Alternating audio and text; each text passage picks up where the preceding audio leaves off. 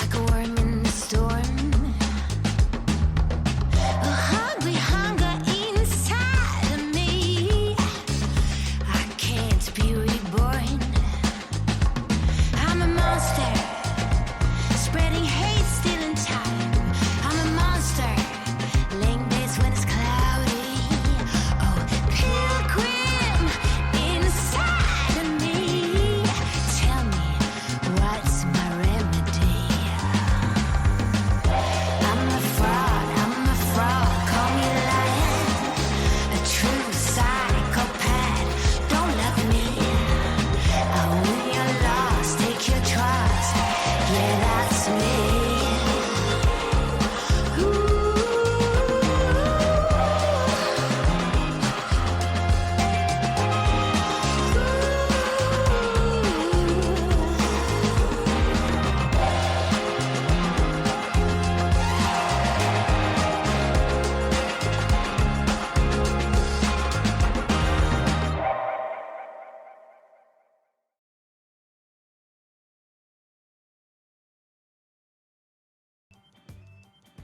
Going out to all the upstarts, rabble-rousers, change-makers, and those who are just here for a revolution, you are tuned in to WNLR, Neon Knights Roleplay, for another episode of The World Within You, our bass-boosted, spray-paint-splattered take on Voidheart Symphony by Minerva McJanda. For the next few hours, we will flip like shadows between urban playgrounds and nightmare mindscapes contained within, well, any major city in North America. If you enjoy Persona, Psychonauts, or seeing the wicked bend before the uncompromising ideals of the young, superglue that dial right where it is. Before the main event, be forewarned that Voidheart Symphony and the story we're about to tell will be one that meditates on the very real evils, both great and small, that people subject each other to. While our players have safety tools in place and a mic in the booth, if you're catching our show across the airwaves, know ahead of time that we might touch on difficult topics. Listener discretion is advised. If you ever feel uncomfortable, you can cut the feed and jam to something that soothes your soul, hopefully rejoining us and our renegades a little bit later.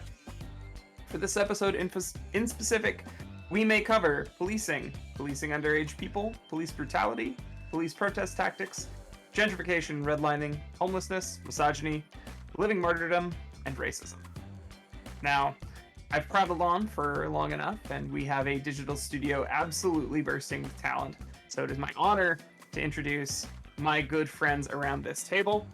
Let's start on screen left with Leona Maple. Tell us who you are, what your playbook is, what the character you're playing is named, and yeah, let's keep it simple. Keep it smooth. Hi, hello everybody. My name is Leona. You can find me all over the internet, the Leona Maple. Today I am playing Neela. She is the authority playbook now. We did a switcheroo last time. She used her pronouns, Star's pronouns. I think that's about it. Do I need to say anything else? Did I miss anything? No, didn't miss a thing. All right, we'll slide on down to, oh, who could it be? It's Michelle. It's me, Michelle. I'm using the Inhuman playbook, playing as Sushi, our actual cat. Question mark. With they them pronouns today. Right. Keep that in mind. Let's slide to the right to Milan. Hey, I'm Milan. I'm playing Javon, who is using the Heretic playbook, and we both use they and them pronouns. Heck yeah. Slide to the right, it's Land the Dan. Hello, I'm Land the Dan. I'm playing Scott Reiser, he, him pronouns, using the Watcher playbook, and I believe that is all the information I was asked to provide. It sure is. One hop this time, it's Tate. Hello Twitch and hello Internet. As the lady said, my name is Tate, and today I am playing Jordan Karsten, the Harlequin. Heck yeah. Heck's not here. No. Heck's not here. But did, I believe, Vermin, yeah. I'm remembering correctly way back, provide us with this lovely set of borders and intro video that you just saw. With that, though, I think we are ready to head in to our first scene.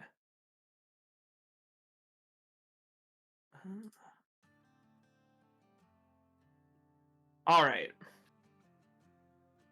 We lift the curtain on a scene where Neela has just stabbed her spear turned trident across the wrist and, of course, the wrist computer of Adam Cook inside his castle shard, also known as the Arid Station. He is completely at her mercy in this moment. And we, I guess the best thing to do is reopen on that scene and just, if there's anything else that we want to see happen, any conversations that you all want to have with Adam Cook, now that he's vulnerable and his power begins to crumble around him, this is your opportunity.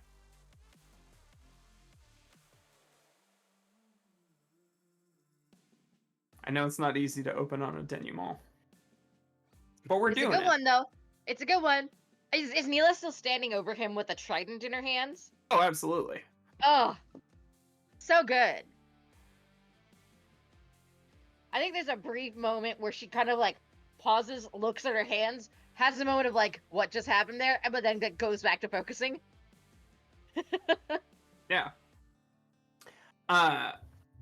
I believe your last words to him before you pinned him down were, you're not going to hurt anybody else ever again.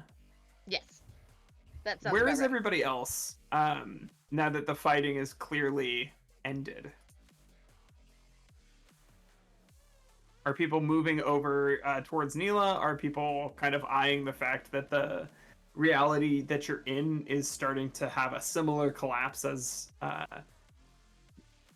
the circus did before it?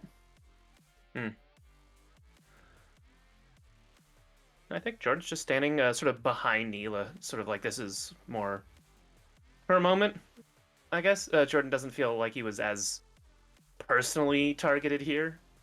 So I think he is giving that like space for and then also for Jovan, I feel like. But Such a good friend. Yeah.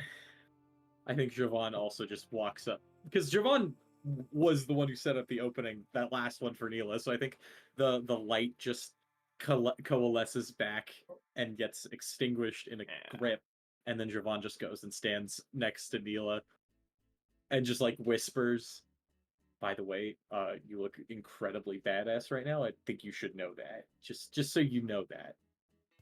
Oh, me? Thank you. Just like has no idea how the amazing thing that she has done. Like doesn't get it. Really wish my camera worked in here. That would be so fucking cool. Just doing my 9 to 5. Has Oh, and Neela seen the days photo were- that you took of her? Just before we move away, has Neela seen the photo that you took of her yet? It's still developing. Oh shit. Okay. So she has no clue yet. Amazing. I Curse love it. you, film. No, that's great. I Bless love the you, dramatic Phil. timing of this because I think I look forward to that reveal. Okay, anyways, moving on. I mean, at this point, I don't know if anyone has anything else that they want to say, but like it sounds like we need to. It's kind of funny to arrest the guy that is from the police, so how do, right? Oh, this is good music, this- by the way. Yeah, would this be an appropriate time to like go over our rivers in the desert and make it part of the scene?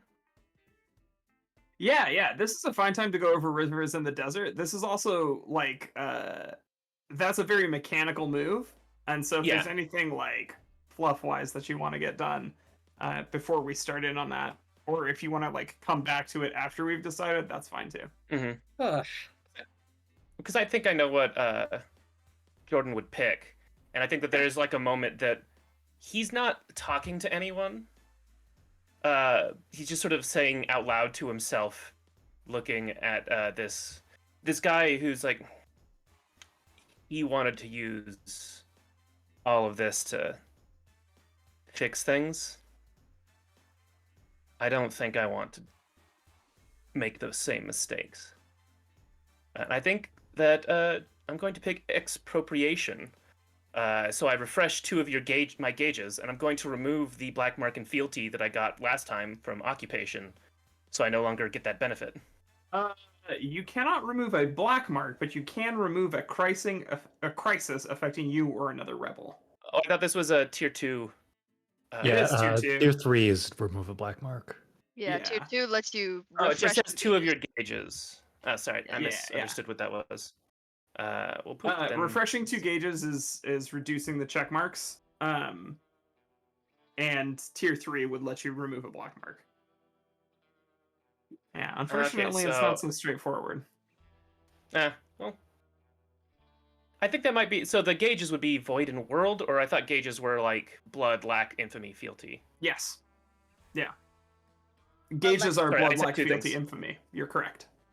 So refreshing that is removing a tick and not a black mark. A tick, not a Yeah, black it's mark. an X. Yeah. Okay. I think it's still the same moment. I'll just instead do heat and blood. I picked liberation last time. I am happy to pick it again if someone wants to take reformation. I'm kind of metagaming it. I was but gonna pick reformation because like beautiful. we still need him to recant his accusation against you. Yes. Yeah. I also- Okay. Amazing. Okay, I'm glad we're on that wavelength. While people are deciding mechanically whatever they want to do, I'm just gonna like crouch down near him and just be like, Oh shit. it's gonna start taking things out of his jacket pockets and stuff like that. See if he has anything cool on him. Loot that corpse. And I guess while that's He's not dead. I mean, he's not dead. He can be. I mean, I guess while that's He's happening. not. And y'all goes to stop you, just- specifically didn't do a killing blow last time, so I'm Yeah. not inclined to wreck on that. Mhm. No, I'm saying we could change You can't that. Is all I'm Oh saying. yeah, I think- you could. Yeah. He can't recant if he's dead. That's That's true. Well, we can have him Yeah. record some. Whatever. But I'm just going. I'm assuming I find nothing of interest because this is all. I mean, you find a ephemeral. lot of stuff of interest, but given the fact that this like pocket of reality is collapsing, you find like a laser pistol. You find a essentially like a fancy cell phone. You find a fold-up Game Boy. But they all start to turn to sand as soon as you pick them off of him. Wait, what game's in the Game Boy? Really quickly, I pull out the cartridge. Police knots. Oh, can you imagine? No, he's not that self-aware. This is okay. It's a good game with bad politics. Ninja 5-0. Mm-hmm.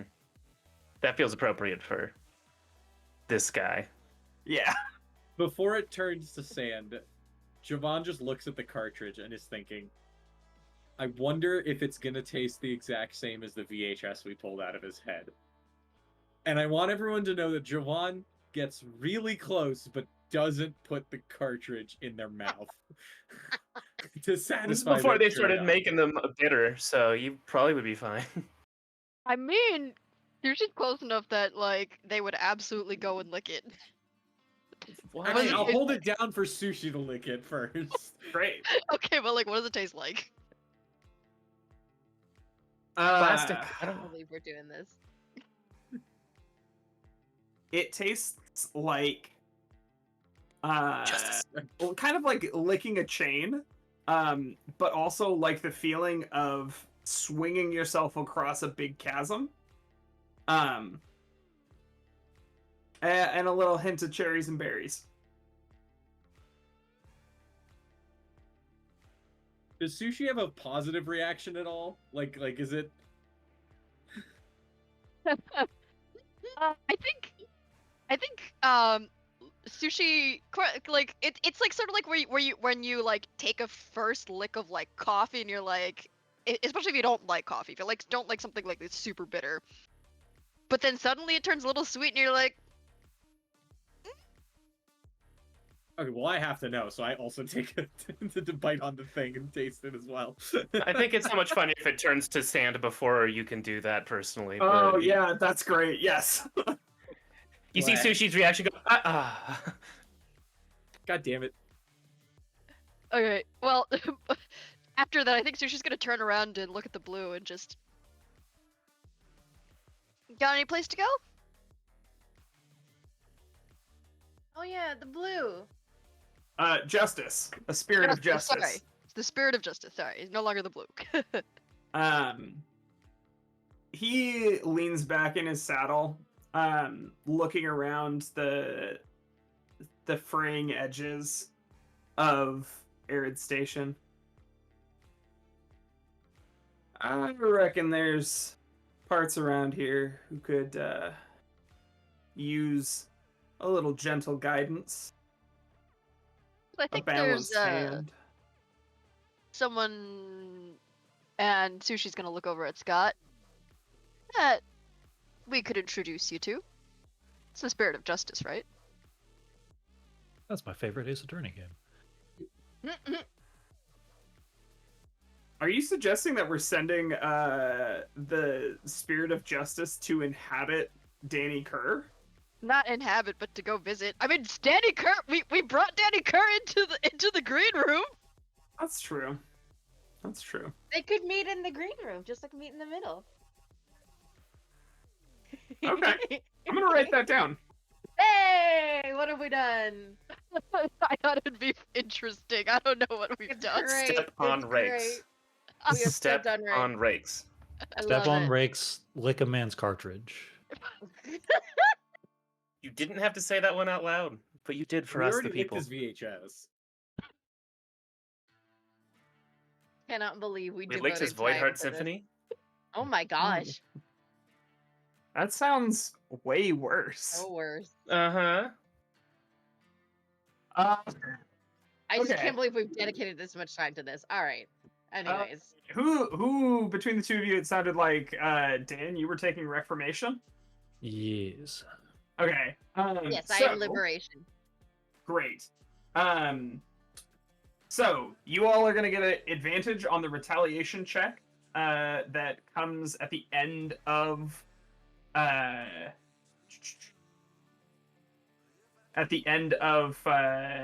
this section. And I need you to mark world. Dot. Okay. For you, Neela. Yes. So you I get to might. pick one of these two options and mark world. So you're pushing the castle away from the city, bringing a glimpse of equality, health, and happiness to its residents. You can bless a new or existing location that's dear to you. Its fortunes will improve, and your hideout grows an entrance there. Or you can draw a link between two locations. You can find secret streets linking them that your enemies cannot walk, with shops, clubs, and hostels that would astound the city's everyday inhabitants. They're both really good. I'm happy with either. If anyone has a preference, we can either gain a new hideout entry or we can have secret passageways. Both are rad. For Neela, the biggest thing is literally about making sure he can't hurt anyone anymore. So pushing the castle away and having that liberation is the only thing she really cares about. I would say the bigger question is, can you think of a new location? Yeah. You can do an existing one for sure, but I don't know if there's an existing one you think, oh, that'd be great for a entrance. Because I think the link between two locations is more interesting, but that's just my opinion. Yeah, well, if we're kind of feeling the link between two locations, then let's do that one. I'm gonna enforce here that they have to be in world locations. You can't draw a link between the manifold folds of creation and anywhere else. Yeah. Ooh. No. So like it could be between the corner blues and the empty terminal or something like that. Yeah. Yeah, I think. Well, I guess the empty terminal does count, but it's also less fun than something like Triangle Park, I think. Yeah. Thoughts, everybody? I like the Triangle Park in something like either the Reality Bar or. All our houses are also valid locations. Well, That's that's true. why that Are was they my on thing. the map, only technically? houses that are on the list. Yeah, so So, that'd be like- Jordan's house. The Uh, Corner Jordan's house Blues is a- is technically right around the corner from Neela's house, so like, it's Right, so like if you link Jordan's house to a place that's really far away, that means the two of you can basically access somewhere. yeah. Link it to the cafeteria. He'll never be late for school again. That's so true. That's true. Great point. Nah, he'll Also lets you never break be in that after fun. He'll hours. still will be. There is Different also mindsets. There is also Caesar Chavez High, like the abandoned high school. We already have a link there, I believe. We already do. Well, this is a alleyway between places. Yeah. Yeah, It's not a so door this to would- the hideout. This is. Think of this as like creating an interdimensional street that links has cool those two shit in it. things in a way that otherwise would not. It's interesting because Cesar Chavez High did become like a new community center. Ah. Hmm. Okay. I really want to step on the rake by having one of the places Yeah. be the Corner Blues. Yeah. You could link Because I it would to like to do that. the reality. Have Okay, let's do the Corner Danny Blues and to the Neela's reality. dad have like play dates together. Yes. Oh my god. I like it. I You're like gonna it. come I back like in a it. week and your dad has found Actually, the yeah. secret street and I is just know, using it to go that hang is- out. That is the rake that I want to step on. That's Okay. Honestly, I Fun. do I think kind that's of pretty like cool. that rake. The potential Yeah. that rake Yeah. has. Yeah, I like the potential that rake has. Okay, let's link the Corner Blues and the reality. Great, it's done. Yay, it's a purple line. Woo! Did you mark world as well? I did. Great. So who has yet to go? We had Jordan take expropriation, Neela liberation, Scott reformation, and now the two of you. I mean, you can pick liberation again. Reformation is not something that makes a lot of sense It to can be take more than double once. reformed. But- that's fair. I guess you could get double advantage. Does everyone get the advantage, or is it just the person who picks it? There's only one roll. It's not like we Only each one roll. for for each each other. Yeah, I don't Oh, think okay. it's multiple rolls. Nah.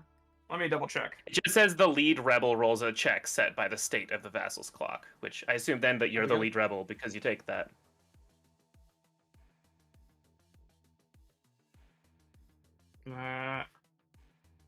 Sorry. Alright. Retaliation. Ha ha ha ha ha.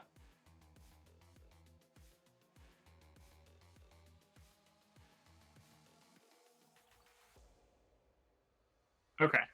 Yes. I need a CD burned of this soundtrack, man. I'm telling you, if we could A We could VHS legally- vinyl- I just want the record. I just want the album. Alright. I do need to hear from Javon and Sushi before Yeah, we... I'm good to go. I think I'm also going to pick expropriation. Okay. So do I get the benefits of tier 1 and tier 2, or Cumulative benefits, yes, you get both. okay, cool. I'm gonna yeah. remove my crisis. Nice. Yay! Yeah, Yay. that thing's gonna be gone. So just get rid of this Cool. guy. I Does obliterate anyone, whoever that cop was. I never even learned his name. uh, He gets fired, hopefully. I don't know how that manifests, but it's figured out. It's fixed. I should ask if then anyone else has a crisis that Yeah, same. is dire and or imminent, because I don't. Mine's fine. I worked on mine.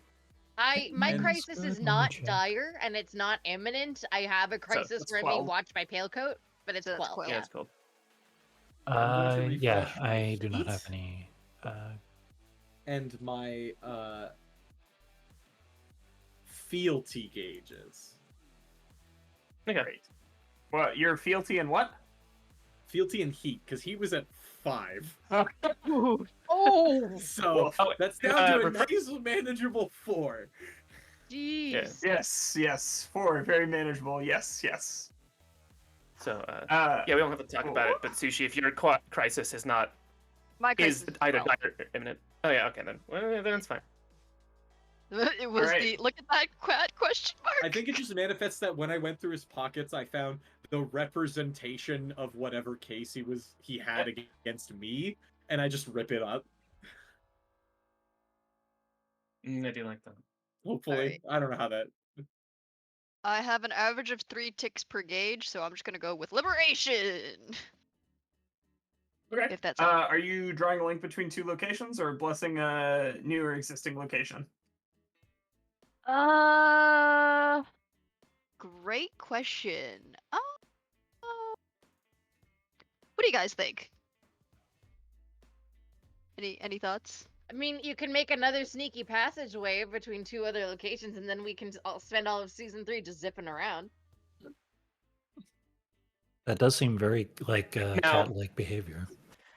Now, I'm just gonna say that the two houses that Sushi has spent the most time at does seem to be Neela's and Jordan's, and So there's you something forget funny about connecting those so that they can jump back and forth constantly between them.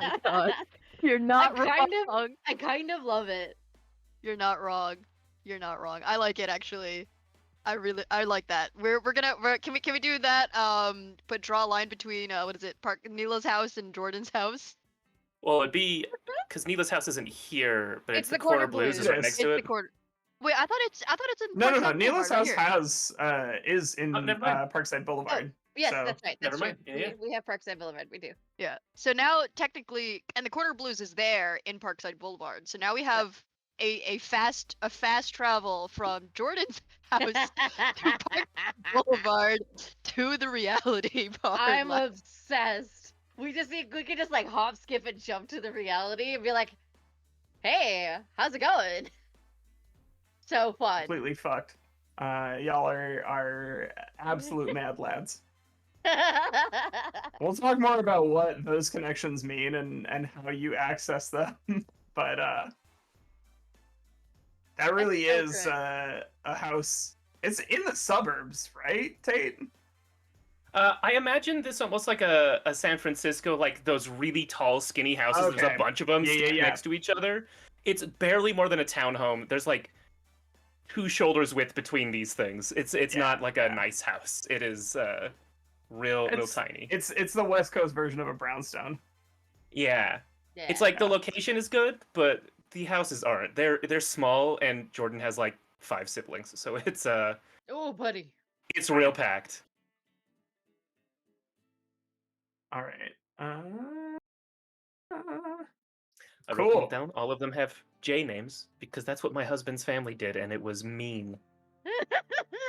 I had to memorize 5 J names, and then his sisters both married men with J names. It was impossible. No. One of them was a Josh, I'm guessing. Oh yeah. Oh yeah. Got it in one. Nice. Or George Josh, Brothers. Joe, John, Jordan, Jake. Yeah. Julian. Joe Jeff Jr. for being like a name that is colloquially common, not that common name, Joe. hmm Anyway. Okay. So that's all of you for your rivers in the desert.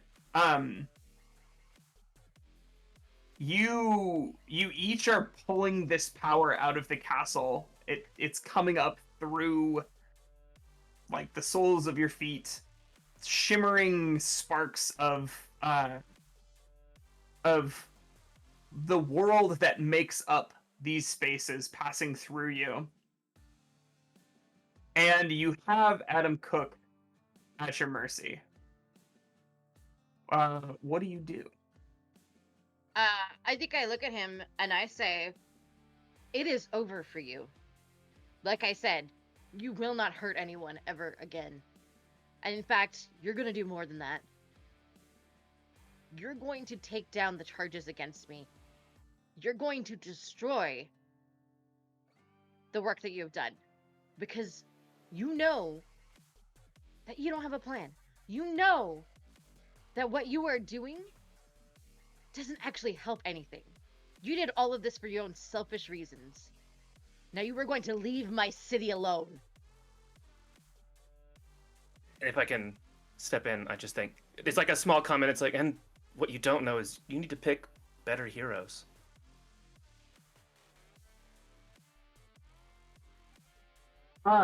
He starts to argue with all of you. He starts to bite back, talk about law and order and his very quaint idea of justice. And if it's cool with y'all, the spirit of justice is going to step down off his horse. And reminder, we've face cast him as a Bass Reeves type. He walks up, he draws his 6-shooter, puts it between Adam Cook's eyes, and there's a moment where Adam thinks he's about to die. But when Justice pulls the trigger, Adam Cook's head reels back, and you see in a flash frame a third eye open. It's not so much like an eyeball, but more like there's almost like a brand on his forehead. Yeah, simple. And it glows blue for a moment as you see images flash around you off of the billboards and off of the TV monitors and the cell phones and devices of the people who are just now starting to crawl back out of cover. And you see him reassessing every call he ever made about what the right thing was. He's able in this moment to see the injustice of incarceration and the ways in which the people he worked with in the police force undermined the dignity and not only robbed those individuals of a sense of justice, but how the police state fundamentally cannot bring people justice because incarceration is not a meaningful form of restitution if you are not a business or a person who thinks like one. He sees the ways in which that has affected the lives of everyone in the city. And then finally, we see his perspective of Neela's dive across police lines. And at this point, his eyes forced open run with tears as the reality starts to shake underneath all of you and crumble. What does he see about my dive? Like, what is that moment for him?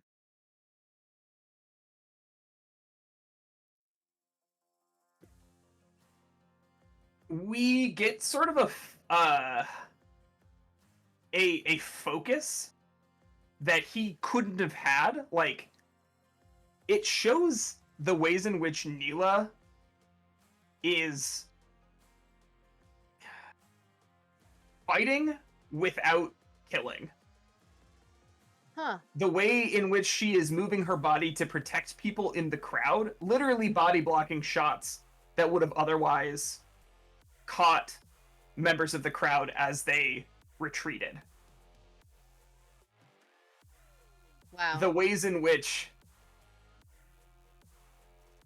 drawing a gun to enforce your will leads not to justice, but only summary execution.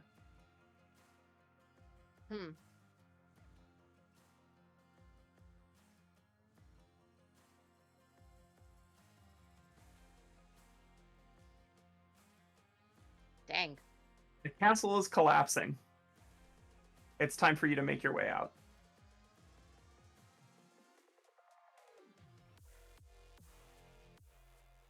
with that, we enter the sort of in-between time here. We have a couple of moves that we need to get through. But I guess my question for you all is, well, we've been going for how long? 45 minutes. About Let's do. Well, let's do retaliation first, and I'm gonna switch the music on you because it's retaliation, so it's got to be a little more tense than that. So, Can't the who is going to be retaliation just making? be mundane music?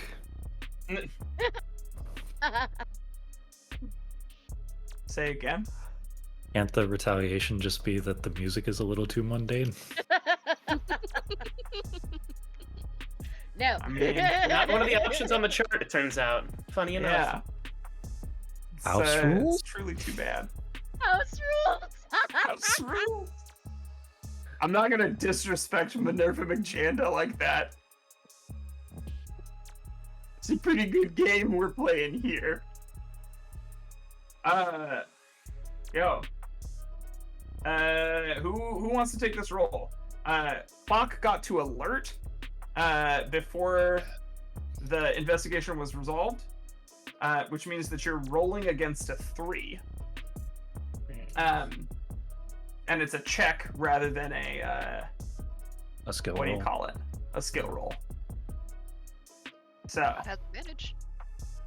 it does have advantage, so you get to roll 1 extra die. And it was Seems like tier maybe 2. Seems like maybe Dan should, since Scott's the one who got that advantage. Oh, I was gonna say Neela should, since she's probably the most lead rebel. It doesn't matter, That's honestly. fair. Just one of That's us fair. has to. No, that's true. I Just thematically appropriate. guess that is thematically appropriate. Although you were the one that picked it. I don't know. What do we do? Am I rolling? Are you rolling? You roll. Okay. All right. I'm rolling. Keep rolling. Rolling. All right. So, it's not a button. I just roll how many 2d6? 3. You don't. Since we had So you're gonna roll 3d6, and you're gonna tell me how many are, I believe, over 4. That was. Okay. Wait, did you say it was 4 or 3? 3. Over 3. Over 3. Excuse me. 3. 3. So roll 3d6 over 3. Ooh. Oof. None of them. I have a 3, a 2, None of and a 'em. 1. Shit. Maybe you should have rolled Stan. Crap. I don't trust my crap, luck that much. Crap. I don't know. I don't know if my own's any better. No. This makes it. This is good. We're gonna save. Good for Um, who? Exactly. Yeah. On race. It's good For the story. Look, For I the had Good for like the a plan. fans. I had like a Yes. plan, and now we get to do the best version of that plan. Oh shit. Oh dear. I don't even have to make shit up. Okay, so that's a full miss. And the result is, on retaliation, we get crackdown. The castle tasks a vassal with hunting you, specifically. Whichever tier they are, your next target is already causing issues for the rebels, and pressure starts at alert. Shit. I mean, come on. That also just fits narratively with what's happening here. Oh, totally, Yeah. totally. It's so good, but like, oh, yeesh. I mean, okay.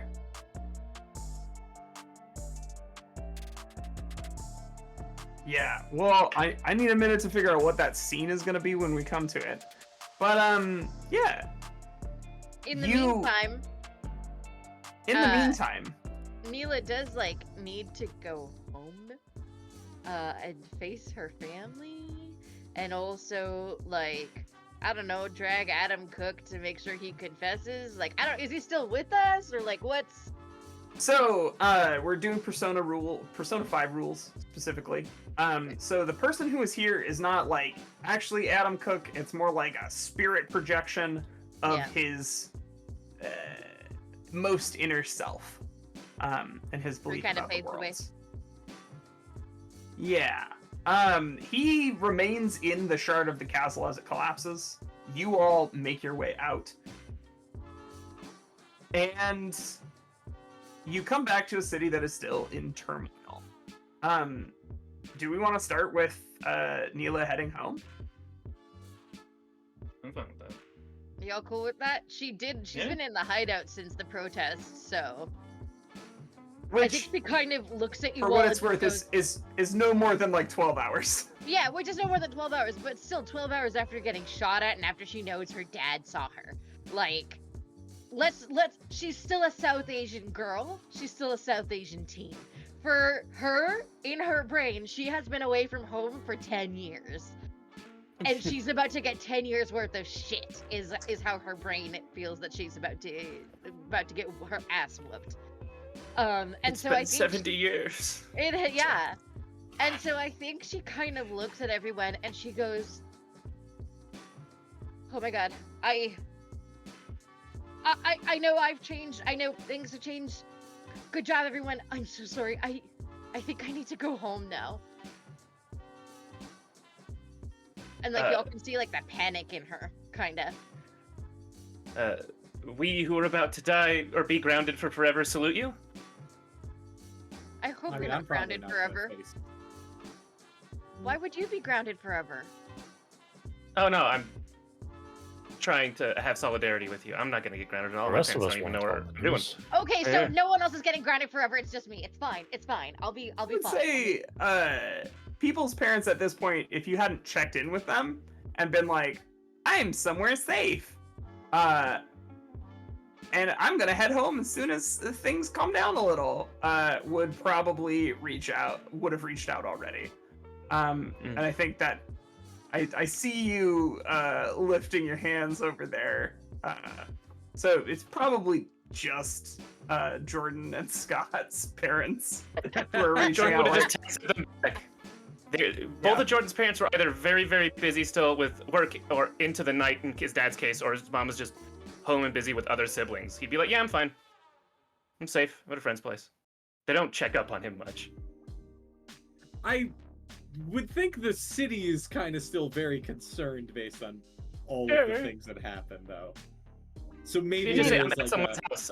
He doesn't tell him he's running through the streets. He's like, yeah, I'm at a friend's house. I'm safe. That's all he'd have to text back. yeah.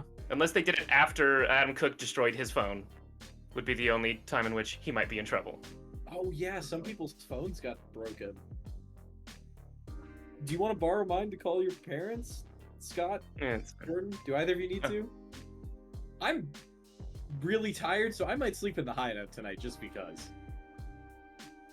Not a bad idea. Neela, you need to go.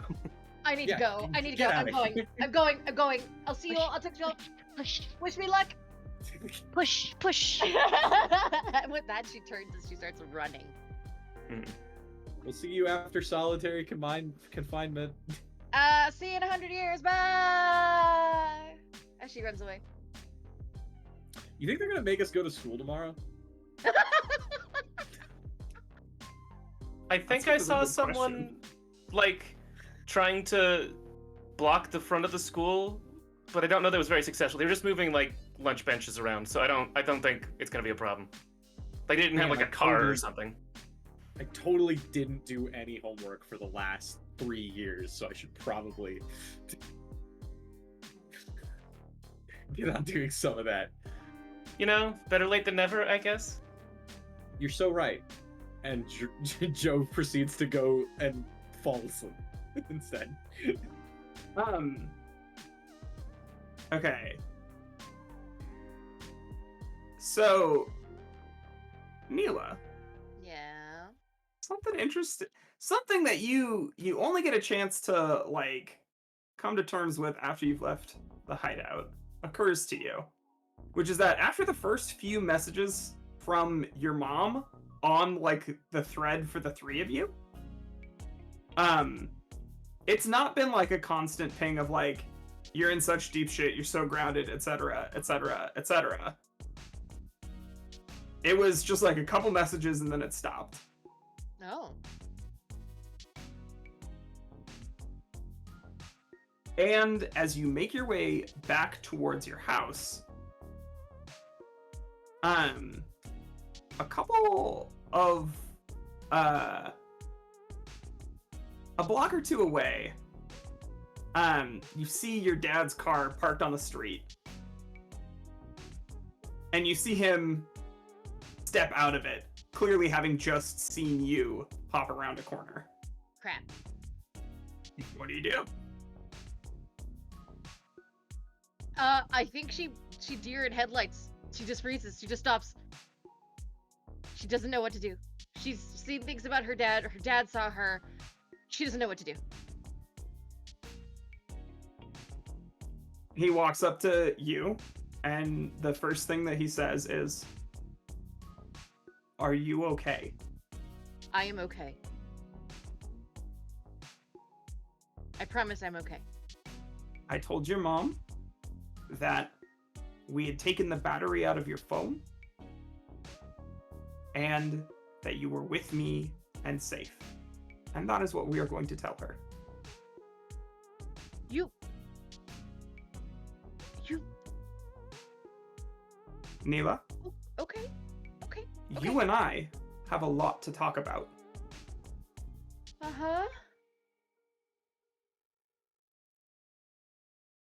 Wait, mom first, talk first? Coffee first? Mom first, talk later. Okay. And don't alright. you think for a second that you are not, and he thinks for a second, stealth grounded. Yeah, I thought so. No one But- knew so. As long as it is plausible, keep your mom from finding out about this, that is what we are going to do. Am I clear? Got it. Yeah. Has your dad ever asked you to lie about stuff before? To your mom? Nope, I don't think so. I think they're usually pretty much on the same page about stuff. They're pretty good parents. Like, Neela's pretty lucky. You know, sure, every couple, every parent has their own kerfuffles, but like nothing ever that bad. They're usually pretty chill. So this whole thing is very much like, what the shit? Like, this is so unlike him. And she just has 100 more questions because, like, does that mean her mom doesn't know about him? Like, and all this other stuff, but like, there's no time. She just has to take it all in. I'm looking something up real quick, sorry. Oh. Oh. I have no idea how that works, but that's wild. Okay. Oh. Um, I'm so nervous. I was thinking about your dad for a second. Yeah, Whoa. it's fine. So, what ends up happening is you and your dad go back in. Your mom is mad at the both of you, but clearly relieved. She asked your dad a lot of questions. She asked you a lot of questions. It's clear that she's been watching what happened to in her words, that girl. Mm-hmm. And that she has not connected that it was you. And in fact, when you look at the images captured by various like news organizations, your back is almost always facing the camera Mm-hmm. when they have the clearest line of sight on you. Mm-hmm. The only people who seem to have recognized you were your dad, your friends, and Adam Cook, Mm-hmm. as far as you can tell. All of whom, you know, can see the void and interact with the castle. Or at least that's what you're now suspecting about your dad. Yeah, have been you- for a I hot think you second have been now. for a minute. Yeah. It's fine, Mom. We were just laying low. Everything's fine. It's cool. It's cool. After she's run herself into a tizzy and had a collapse in a chair and is breathing again and like giving you a hug, holding you, giving you a kiss on your forehead, your dad sits down. He takes out his guitar. He has built a custom double-necked guitar, where instead of having like one neck for 6-string and one neck for 12-string, he's reversed them, and it's like an electric 6-string on the bottom and a sitar on top. Oh my god. My dad's so cool. Yeah. I don't know the mechanics of how that would work, but I imagine you could do it. But it's fucking rad either way. Come on. And you watch as he plays. How is it that you normally get into the green room from Bolivar Boulevard?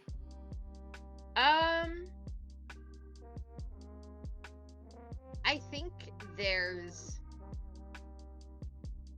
a door that technically leads to nowhere, and she just usually walks through that door. It's like just Ooh, a maybe little it's like back alley door. Like, do you know what I mean? Like it's Maybe it's attached to a building and you got permission to paint all over it, so someone like your earlier graffiti is on it or something. yeah, 100%. And it's like one of those like doors that was like previously there was something there, but it got bricked over.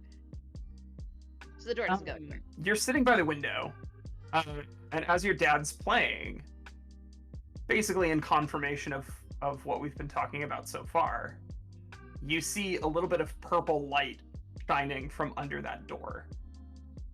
His art unlocking, in essence, what you're, in the same way that your painting has done. He doesn't realize that that's an option from where he's sitting. But it happens nonetheless. Her eyes go wide, but then she just like pretends to not notice for now because she is determined to play it cool in front of her mother, and is also holding on to her mom a little bit extra because holy shit, she just went through a lot, right? I Yeah. assume he's just playing music to chill us out. Yeah. The song in question that like opens this moment is not him just playing like a cover of the What. It is a song that he's played for you before, but you didn't realize until this moment that he wrote it. Dang. You ever think about making that one, like releasing that one, Dan? I did. You did? Why haven't you told me this? Well, you know I was in a band. I mean, yeah, but like, You never asked for the CD. well, shit. Come on, give me the CD then. What is this? Well, it's not a CD. We couldn't afford a print run on CDs. On cassette. Okay, cassette. Give me the cassette, Dad. Come on, I can't believe It's in you haven't- storage. Oh, what? Why would you have it in storage? Mom, can you believe that he just has I it? wanted it in. Your mom cuts in. I wanted it in storage because he has 3 boxes full of them. And you mean Need a cassette that of the means soundtrack. that you've been depriving me of listening to all of this great music? Mom, come on. And in unison, they're like, "We weren't that good." Oh, come on. No, hold on, we. Well, he says we, she says they. Hey, yeah. Okay. Oh, come on. Still my favorite band. Please, can I have them? Your mom says you should make that assessment after you've listened to it. Okay, All well, like we this need song to is get- good. This is a We good need song. to get them so that I can listen to them so that I can make that assessment. The point still stands. We'll go tomorrow. We'll go tomorrow. Okay. Hopefully things have calmed down a little bit more by then. And Yeah. there's a moment of silence between you all as you hear sirens outside and a crackle of what could either be gunshots or firecrackers. It could go either way today. Anila genuinely does kind of go, why is the city still so crazy? What is happening out there right now? And she kind of looks to her parents for more understanding of like what the situation is now. Like, cause it's been like 12 hours. Are people still fighting now that the castle has been defeated, or what's going on? I mean, the castle isn't the entirety of the problem, right? Like, Right, the yeah. protest was a flashpoint for a lot of people's legitimate grievance with the city. Mhm. And changing one man's mind about his complicity in the problem doesn't make the police department go away. Yeah, true. So it's probably going to continue all night then. It might. Mhm. It seems that way. I think that's a good place to fade out on this scene. Yeah. Does anybody else have a scene that they want to run here? Not here. Okay. I think this is where we should take our first break then.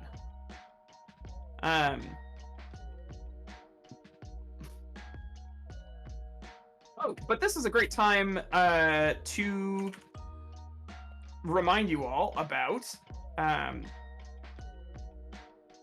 the very exciting thing happening over on BackerKit right now. So, you may or may not have heard, either from us or from the internet in general, we're running a game called Void Heart Symphony. This is the first edition of that game. It came out, I think, over the pandemic. I was so excited to run it and cajoled Foxy until they gave me a spot here.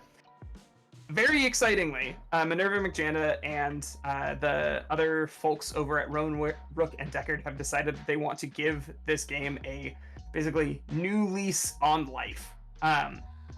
The second edition of the game is funding for the next 10 days as of the last time I checked, which was today, which is March the 24th. So you have a little bit more than a week to go and back it. Get the new version of the game, potentially new printouts, get the really super handy set of Arcana cards that make your life way easier when you run this game, all that good stuff. And you're helping a group of independent artists who are pouring their heart and soul into genuinely one of my favorite TTRPGs. We'll remind you again at the end of the session, and maybe we'll be able by then to figure out. Oh, we have the link. Thanks, Dan. So yes, go check out that link. If you can, support that backer kit, and hopefully we will cut away and see you soon. If not, let's take a second. Back it. So let's just take a sec to do something else. Yeah. Okay. So let's talk peace and quiet. You all get to go back to your normal life, and pick boons. So the first thing that happens is all of your major covenants fade. That means that if it was intense, it goes back down to bright. If it's bright, it goes down to faded. And if it's faded, I am so sorry. You are going to have that covenant go back to being a minor covenant. If it's a minor covenant, do I just lose it? No, it stays a minor covenant. Minor covenants stay minor. They upgrade to major when you do certain things. Oh no! My covenant with Uzma is gonna become a minor covenant. Oh man. And Oh, this is is the that- same for. Did you the fade True it? Covenant. It says it's at faded right now. Oh, okay. Yeah. That doesn't mean it can't come Well- back. Okay. As it turns out, one of the things you can do is sowing and reaping. Yeah. Oh yes.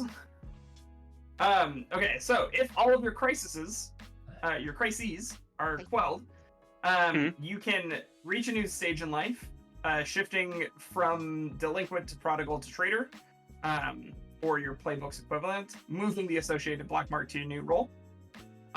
Show someone they matter. If they're a major covenant, they start the next investigation at intense. If they're a minor covenant, you say how you meet their need and set them to major.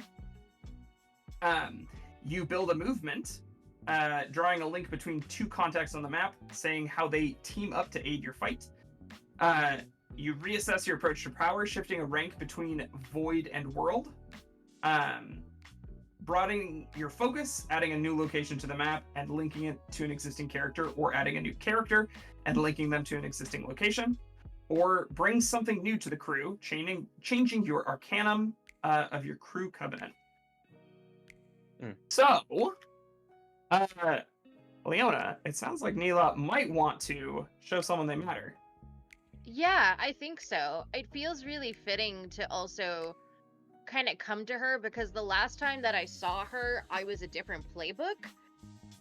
And I feel like Neela has entered, I believe the crew covenant also fades. Yes, but the crew covenant can't go below faded.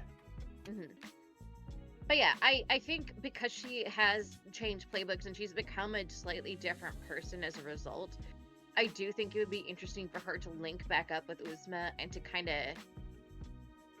see where that takes her. Yeah. It's kind of like that moment where she looked at the void when she met the void and she went, "Why are you so attractive to me?" And I think Uzma kind of shares, she is the devil, and I think she kind of shares a little bit of that. Something unknown, something intangible, something that she's like curious to reach out and touch because it's attractive and she's not sure. Yeah. They're showing you something that you're in denial over, which is, yes, very much in keeping with Neela's story arc right now. How do you meet her needs, setting her back to major and bright? Actually, I'll give this one to you. Okay. I was The gonna next say, time maybe you I could do see some work her- for her. Yeah, basically.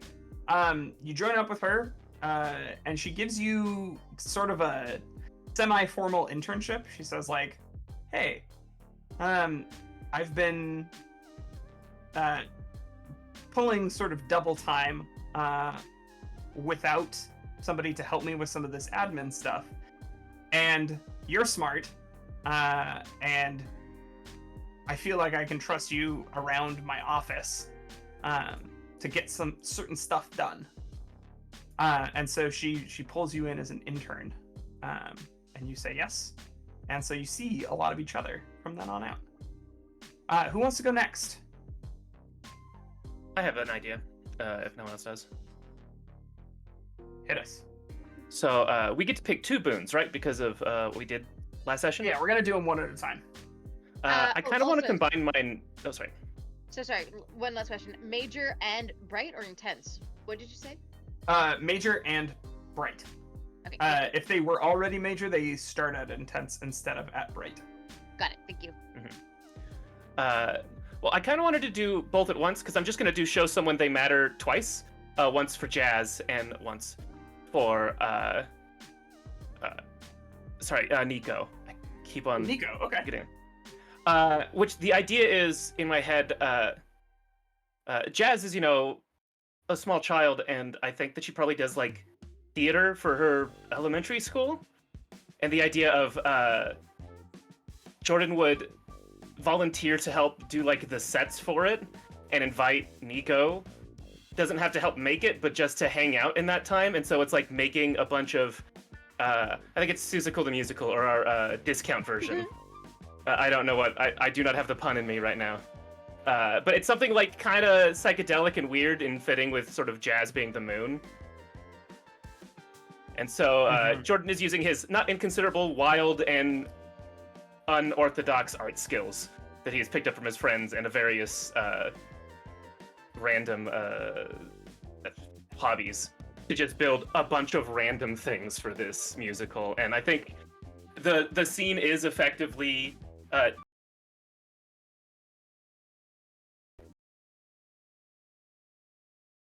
both parents are gone and there's like space to do this with paint and spray paint and yarn and paper mache and just all sorts of random weird shapes. And I think Jordan is doing most of the work because he volunteered for it and he's like covered in a bunch of this material. And it's just chatting. It's just like chatting and spending time with them in things that, one, Jazz needs, but then two, just to, I don't know, keep socializing with Nico. Yeah. There are moments where like the process feels a little bit like the two of you taking her on these outings and getting the materials that you need. It's a little bit like the two of you are playing Dad Light. A little, yeah. Which is like a cute level in your relationship. And I don't know how much you and Nico have hung out with. You have hung out with Nico around Jazz up to this point, but I also feel like it's deepening that relationship between you two by bringing this person home. Yeah. And for Jordan, it was just, he's trying to be economical with his time.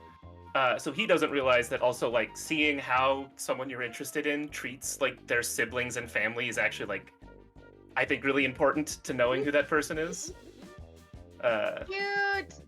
Yeah. And also, you know, Jordan's parents are gone, like, all of the time, so Jordan steps in as surrogate parent quite often. Yeah. And so it's a little bit of that. Yeah. Well, cute. Yeah, so were they already both at Major, or are you saving them from becoming minor covenants? Saving them from becoming minor. They were into Fated, and I'm like, not letting that happen. Okay. Yeah, so both of those end at Bright. I think we're going to take our break now and come back and finish out Peace and Quiet. Thank you all for hanging out with us. As a reminder, go check out the Banker Kit for Void Heart Symphony 2nd Edition, and we will see you all so soon. Yeah, see you soon. Hello. We are back once again. You are here for The World Within You, and our wonderful cast is relaxed, rejuvenated, and ready to tell you all about our charity of the month. Leona, take it away. Hello, everybody. So, I have been told the charity of the month is women. Thank you for coming to my TED Talk. No, in all sincerity, I had to do it, okay? In all sincerity, I am here as Foxy, this is mine, to tell you about Indigenous Women Rising, which is committed to honoring Native and Indigenous people's inherent right to equitable and culturally safe health options through accessible health education, resources, and advocacy. IWR is an Indigenous-led full-spectrum reproductive justice organization. They help Indigenous families pay for and access abortion care, menstrual hygiene, culturally sensitive education, and midwifery funding and support. I'm telling you about this charity because Neon Lights Roleplay and Apochromatic Unlimited, my two beloveds, are locked in an amazing battle for the entire month of March, which is almost done. We've gotten 24 days through the month, in which both teams are kind of duking it out to see who can raise the most money for Indigenous Women's Rising. And it's just a fun little charity competition, you know? That said, I'm pretty sure Apochromatic is going to take home the bragging rights for the most money raised. But I would also appreciate it if y'all were willing to pop over to Apochromatic and help us out. We're struggling. We've got some content coming up in the next couple of days. Friday, Saturday, be sure to check us out. And donate over there if you can. Donate as Neon Lights Roleplay if you want to be really competitive about Yeah, it. Neon Lights, Please we're do. Yeah. Let them whipping know ass right now. who's helping them out. Yeah, Uh, yeah. We should bring them right within striking distance, and then hands off. Just let them know who sent you, right? Just let them know who helped you get there. But yes, either way, we have officially hit the goal here on Neon Lights Roleplay, which means we do have $500 right now going towards Indigenous Women's Rising. And so any money that you donate, regardless of where you donated, is all going to an amazing cause. So thank you so much for being a part of the competition. Thank you all for making Neon Lights Roleplay the winner, because I feel like y'all are going to win no matter what, and I'm here for that. We're going to try real hard over there to you know, put in the work, but listen, God bless them, they're trying. God bless them. We're trying. I love both of my communities, and it was fun to pit y'all against each other. I won't even lie. Sounds so Machiavellian when you put it like that. Well, it's not. It's a friendly competition, and I had fun with it. It was great. It was so fun for me to just kind of set up all these little things on both ends and just be like, and fight. It's great. I love In this corner. it. Oh yeah, we need to do Thanks. more wrestling promos. We need to do more wrestling promos. We need to play World Wrestling RPG on this channel. But those are all things for another time. The numbers don't Like- lie. They spell disaster for you at sacrifice. Anyways. Hell yeah. My boyfriend would be As very proud of Lady me for that said, one. make your donations, and we're going to take you back in to the world within you. So, we were halfway through doing Peace and Quiet when we dipped a little bit earlier. Let's finish that out, and then we have a couple of scenes that we got to get to before we start looking over the horizons. So we got 2 from Jordan, 1 from Neela. Who would like to go next, picking one of their boons or more?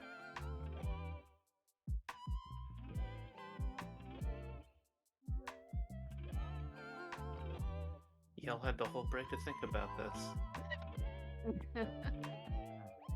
I will Trying to volunteer let somebody somebody. else go. I was trying to let somebody else go, y'all. Come on. Michelle, you you had rem- one.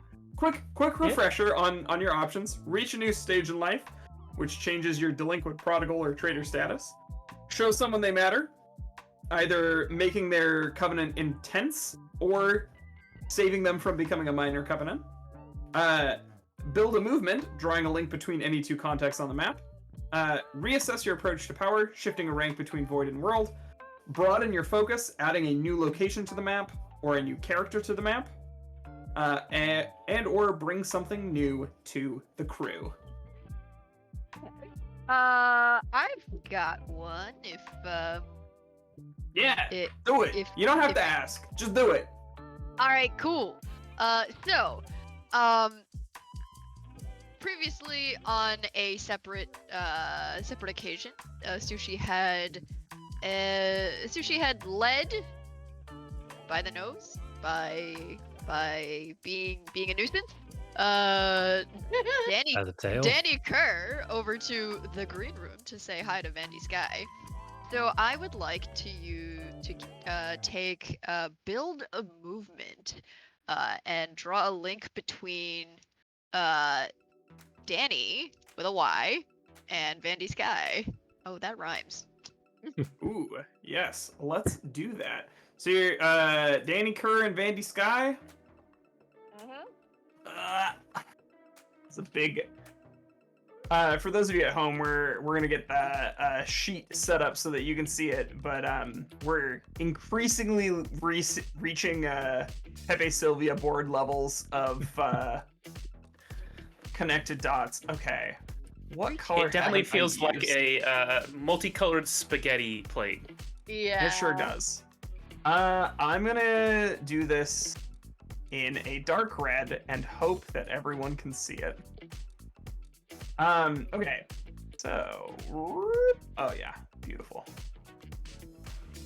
And there's Danny Kerr.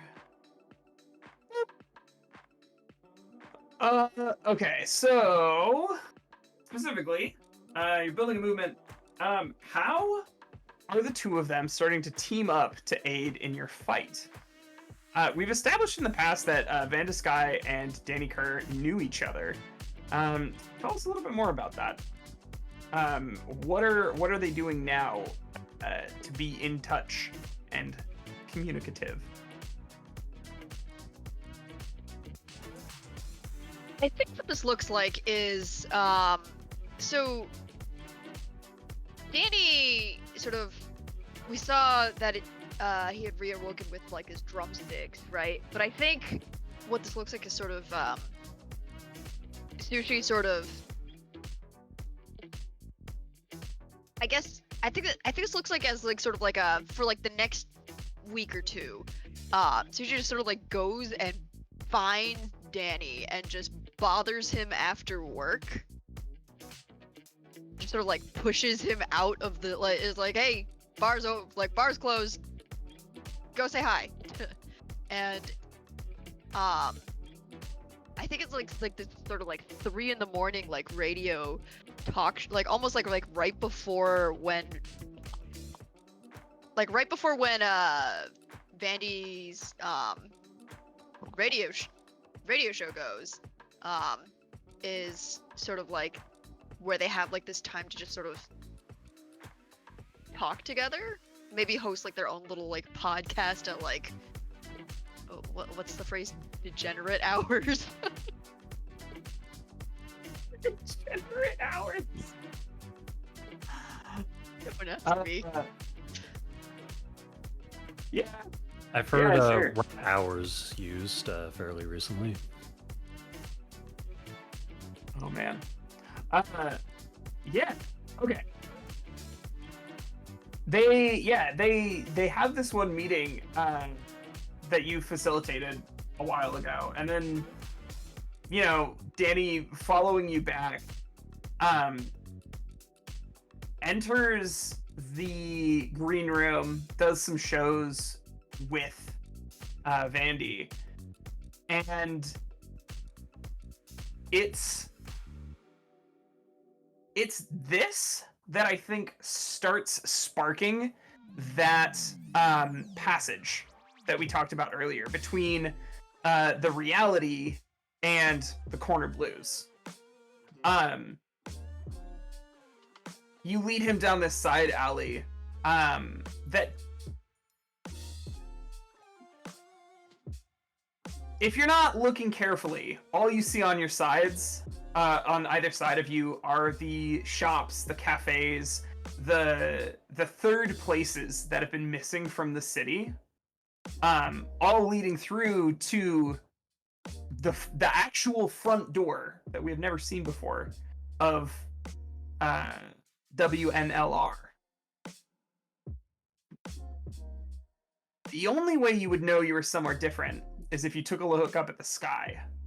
Where on a clear night, you can see the vast, rich, purple spread of stars high above.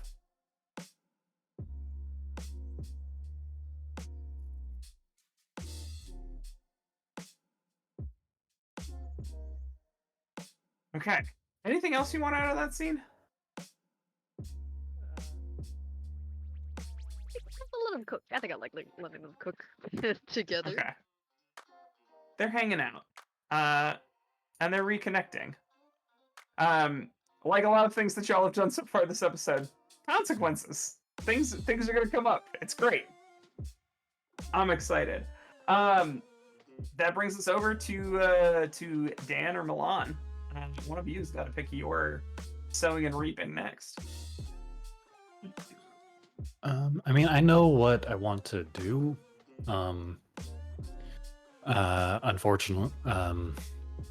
Unfortunately, having all my covenants fade has done some damage. So I think I'm gonna try and mitigate that a bit. Makes sense. Where are you starting? I think I'm gonna start with Kayla and Okay. showing her that she matters. Which I guess I don't know. I guess I want to try and plan some kind of like I don't know romantic date or of some kind. Romantic date. I don't know. Ooh. Okay.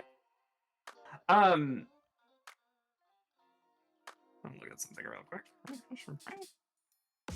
I mean, it's tough because like she works at the place that has the best view of the city, so I have Yeah, to how find do a you top different. that? I have to find a different thing to do. Dang. I mean, But you can't go big, go intimate. Well, that's what I was thinking. Ah. yeah. I was thinking about taking her on a run to do some graffiti and like showing her the basics of it. Fuck yeah. Well, and then you go to a location and Help her there's make like her own tag. some candles set up, like on a table back like there. a or little something. like a little preset picnic. We Yeah, yeah. accidentally burned down Triangle Park. Just like Jordan would help set up that picnic and then not be there. Be like, I have it all there. The candles aren't lit yet because you don't want to do Mhm. that in case stuff burns down. Yeah. No wingman for you. So, my question then is, you're taking her on this trip around the city to some of the places where you all throw your tags. Where does it end? Right, because you take her. She has arguably the best view in the city at her job, but what's the view that she doesn't get to see from up there that in this moment feels even better? Oh man. See, now we're exposing how bad I actually am at planning romantic dates. We can help. So we're thinking about this in terms of tags. So you're taking her somewhere where, like, theoretically you could both go tag, Yeah. which could include like a billboard, could be like an underpass, could be like the top of a roof, all of which I think qualify as potentially romantic spots. I like the idea of the underpass just because I feel like that would be something that you couldn't really see from high up. So like in the sense of getting a view that you can't really get from the best view in the city. You could also have plants, flowers, things like that there, which would be something you don't really get from high up in a cityscape. Especially if it's a place we've tagged before. I'm just saying, Neela might have, or Neela and Jovan might have. I like the idea that the part of this underpass that you end up going to, you all, there are some spots in cities that are tagged not for the general public, not to be like, I was here, but to tell other like graffiti artists like, hey, I was here and this is what I chose to put where no one else could see it, but like other writers. And so you get up to this place.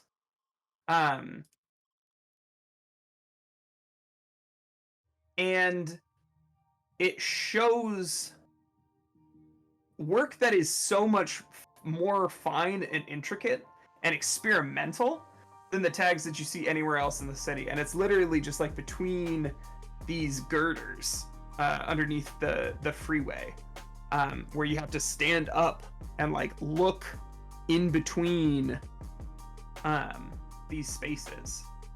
And those candles that you have light it up in such a way that even as the sun is setting, you can check out these wild and psychedelic spots.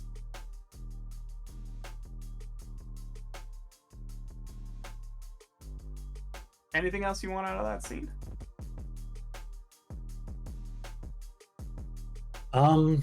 I guess just I wanted to say to thank her for helping me get ready for the protest and giving me advice on, you know, what to do and what not to do, since I'd never done it before.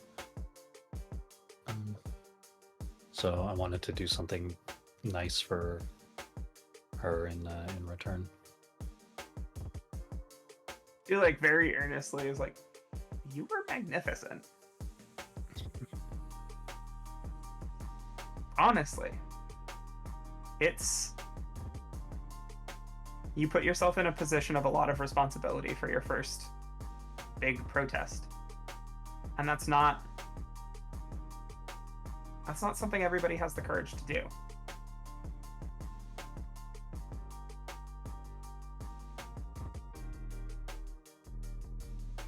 It's I wasn't really thinking about it that way at the time, but thanks. Well, and she shrugs and smiles. Guess that just means that you're a great guy. Please don't. I don't know if that's directed at me or Kayla, but I'm taking it either way. All right. You two have a cute evening, and get up to more rambunctious tagging and whatever else that teenagers do when it's dark out. In my head, the camera pans up and Sushi's like on the overpass, just like, that's very cute. They're watching. This is the night. It's a glorious night. It's just Scraped going on the on. overpass. There's sushi with the concertina. Okay, but, God like, if notices that her and happens, just like I need- aims a spray. I need Vandy and Danny in the background singing, like doing like the background chorus, like you know, like with, Yes. Oh no! There's a little radio, and Yeah. your Playing and on your the radio. friends have put in a request at WNLR, to play that song from Lady and the Tramp. Incredible. I don't know. There's a song from somewhere else, but in my head it's from Lady and the Tramp. It's Bella Notte, but it's like from places, several, but yeah. Just before you move on to the next person, Vermin, while I'm working on something in the background, can you let me know which arcana are? Yeah. I was actually about to type that into chat. Okay. Really quickly, immediately after the Lady and the Tramp request, Jovan does place in another request after for Dragula. Incredible. It's like, I am gonna kill those motherfuckers. But it's not attributed to anyone, so that it just seems like it's the immediate song they choose to play after. For chat at home, we've been making jokes about that all day behind you. What would be the funniest song to play after this? And I think it's that. Dragula's pretty good. Bang a gong. My teenager sense of humor tells Paranoid. me also that Pony would be a funny one to come up Oh. after that.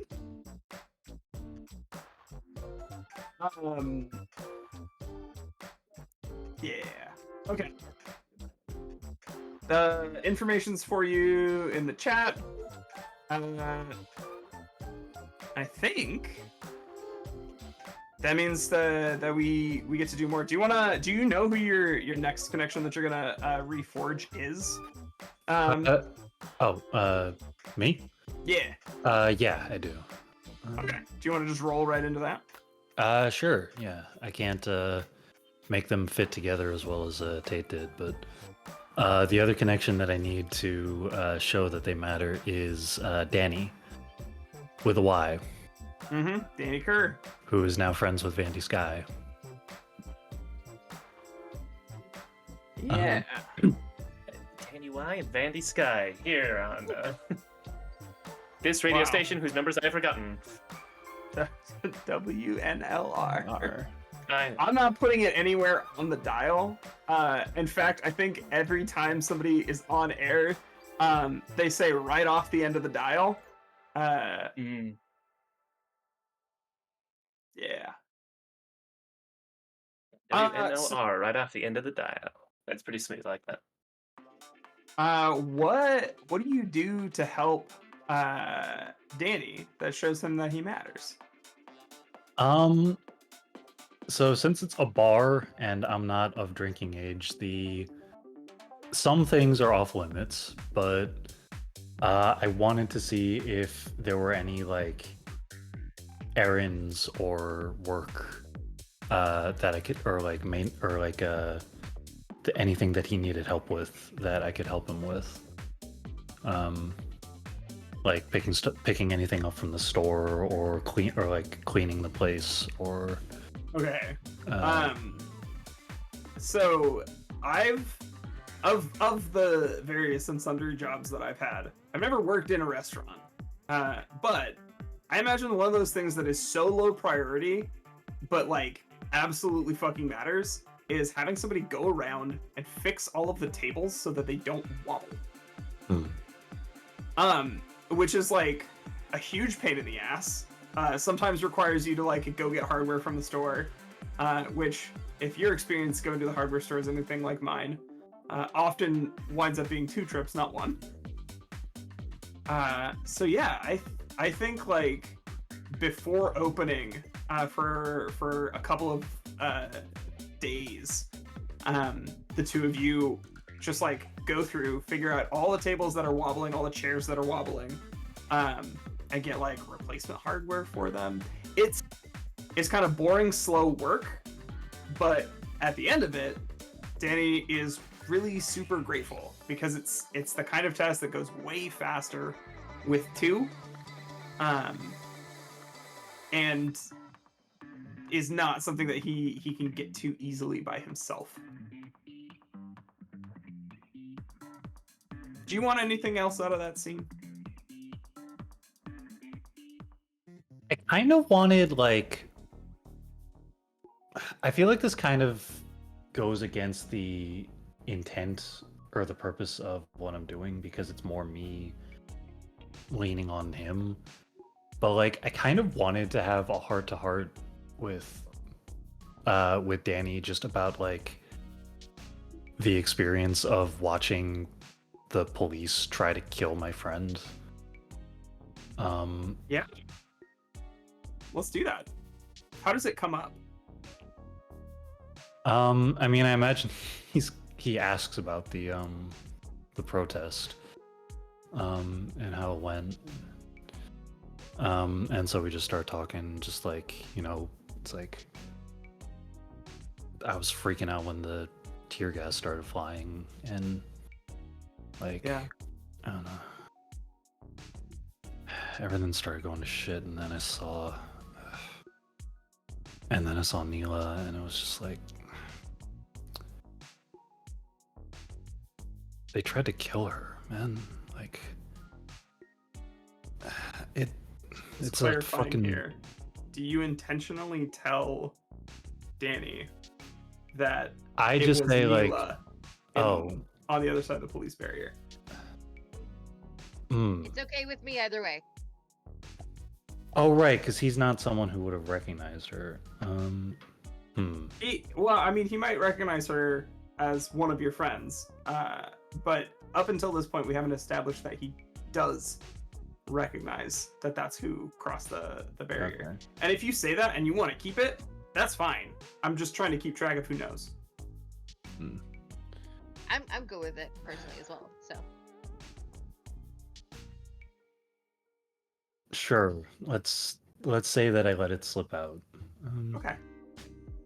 He doesn't make a Sounds big like- deal of it. He lets it go through. Yeah, It's like, Scott, that's. I mean, it's scary as hell, but it sounds like your friend's okay, right? yeah. Friggin' miracle. Yeah. Like, you hear about that stuff on the news all the time, but it's still like, it's different when it's someone you know. Well, and there's nothing wrong with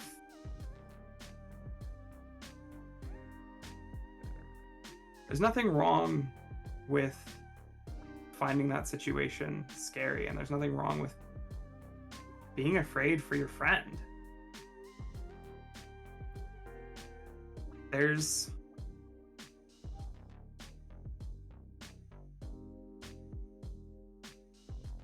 there's a lot of authority that we put into those people, and it is an eye-opening moment when so many people can watch them betray that trust that is put in them with such disregard for everyone who was there.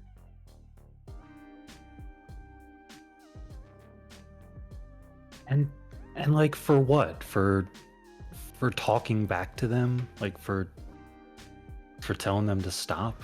It's just like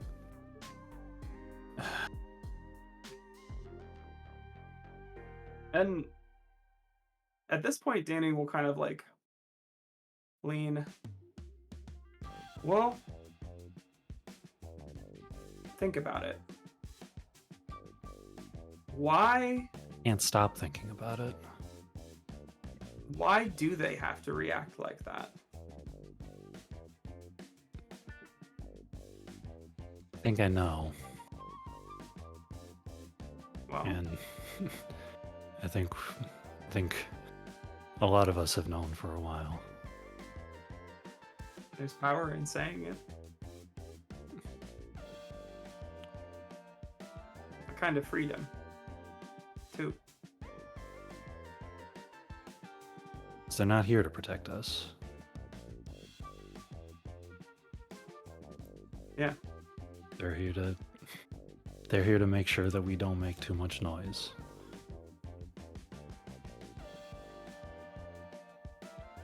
Got it in one. And when you reframe things like that, the world can feel a little bit darker. But here's the thing that I want you to remember. When it comes down to it,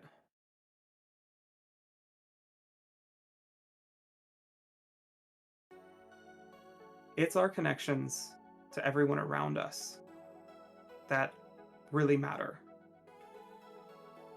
They don't keep us safe. We keep us safe. And I see you, Scott, busting your ass to keep other people safe. You have this community around you. A thing that's so precious and so easy to take for granted. It's those connections that you've made with people that matter when shit hits the fan. And I wish I could say that I think it's done hitting the fan. But if you keep doing what you're doing, there's nothing in this world that you all can't change.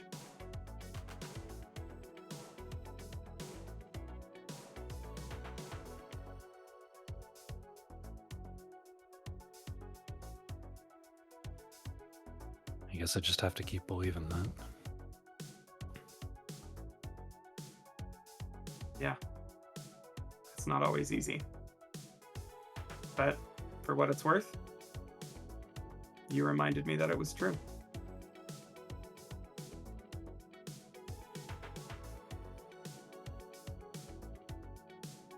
Glad I could help, I guess. He smiles. And I think that's maybe the spot to end the scene. With the two of you working over those tables, getting them ready for later in the day. Is there anything else you wanted out of that? No, I don't think so. Okay. Cool. All right. We have 3 more people to go, right? We got one for Neela, one for Sushi, one for Jovan, right? You have 2, Jovan? Yeah, Juvan hasn't done one yet. Oh my gosh, my apologies. Take it away, Milan. No worries. We're gonna show someone they matter as well. It's a lot of Covenant keeping up with. And it's gonna be Petra, because we didn't check in since any of that went down. So real. Yeah, Okay. there's still a major Covenant. Okay, so but I this want is them to- an attempt to keep that covenant bright, right? Yeah. Okay. But I think it starts with... I think it just starts with them getting lunch and just hanging out. I think that what happens is they set a time to meet. Petra, of course, talks about being way too busy, so Joe offers to pick up something and come by her office and just hang out there while she's doing work. So I think the scene opens with a couple of euros, one having already been devoured, and then hers has probably like only been bitten into a little bit while she's typing on the computer, and Javon just has feet up on a coffee table and is just thumbing through a notebook and just talking.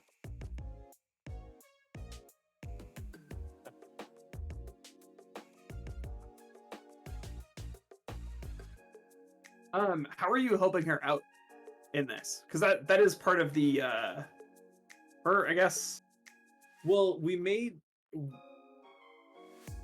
her previous request. Well, not request. Her previous Oh thing no. was... Okay, so it doesn't say that you say how you meet their needs. Yeah. Okay.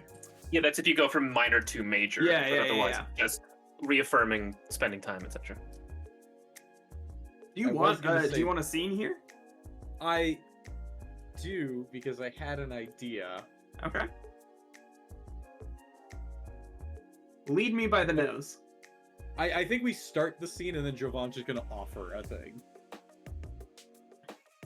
But Javon's just gonna lean back and talk about how all the shots that they got during the protest.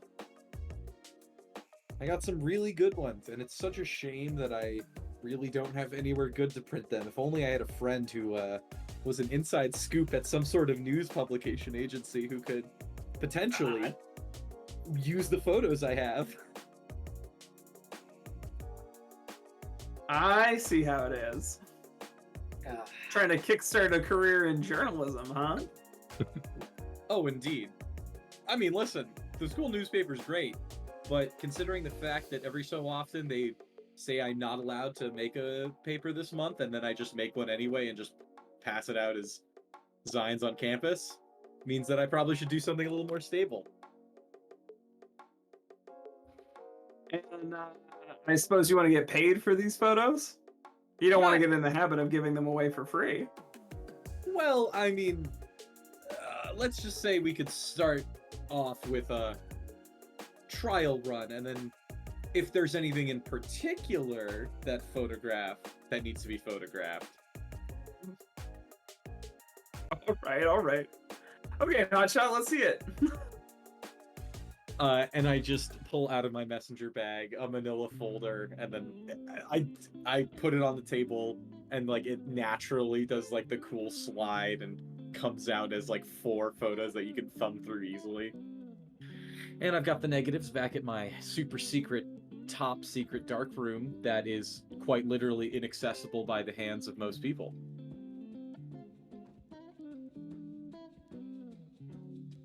She picks up the folder and pulls out the pictures and starts to thumb through them.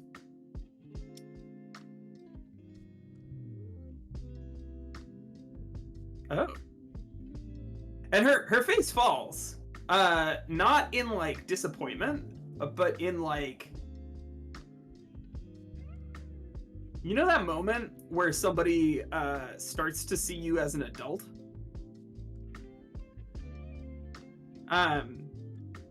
She realizes that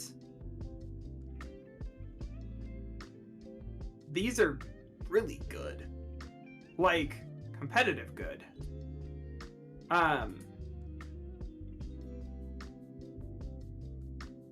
What? How did you get these? I'm sorry. It's just...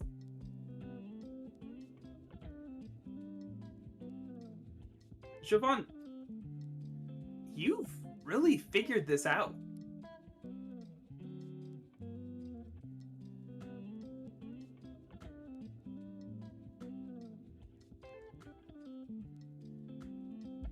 I've been looking at things a different way. Like what way? I'm kind of tired of just being not taken seriously. Now, that doesn't mean I want people to start thinking about me very differently, but I don't want those people in power doing bad shit to just look at me and brush me off anymore. Well, and I want to be a pest in their little Garden of Eden. She'll drop a couple of photos.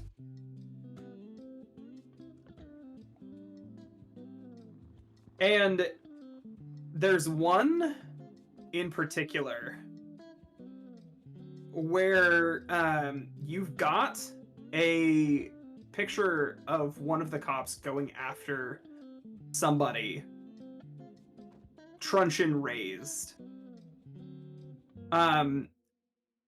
with a hand on the scruff of their shirt.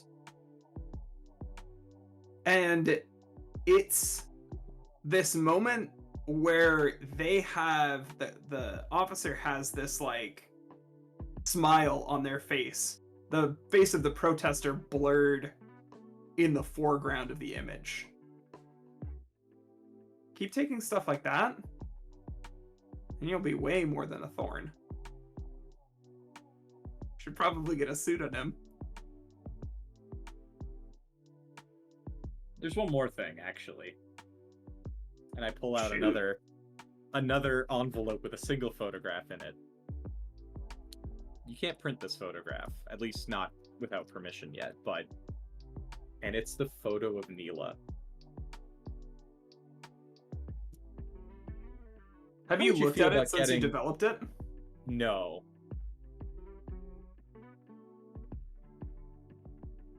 Well, I Okay. think I've inspected it to make sure it developed properly, but I Yeah, haven't, like, yeah. spent time, like, scanning it. Okay, say what you were gonna say. How would you feel if I maybe set up an interview between you and this person? I'm sure they'd want to be anonymous, though.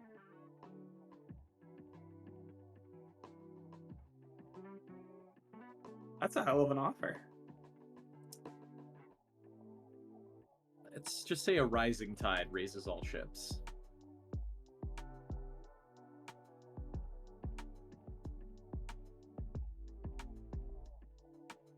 We should let the heat cool off first. But this is the only clear shot I've seen.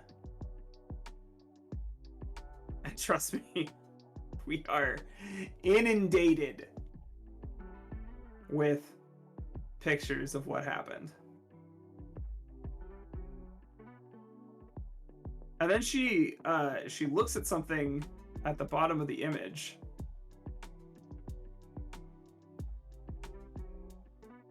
That's funny.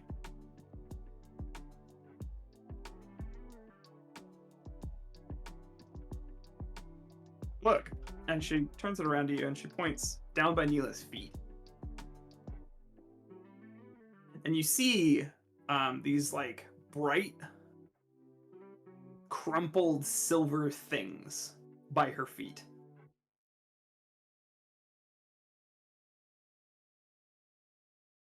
Any idea what that was? They don't look like rocks.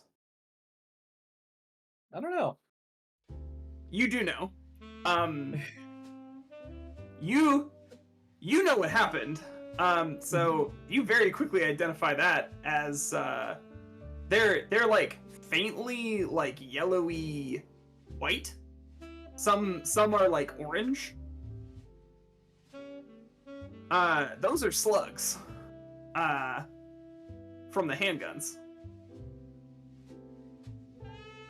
I think, okay, Jovan has that realization. It's like, I'm gonna take another look at the negative and make sure this didn't get, like, this wasn't a mistake. That could be washout. Yeah, you're right. I'll take another look, because that, yeah.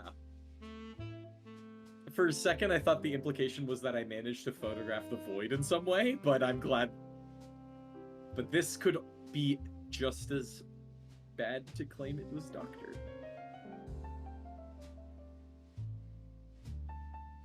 Take another look at the negative. It's still a hell of a shot.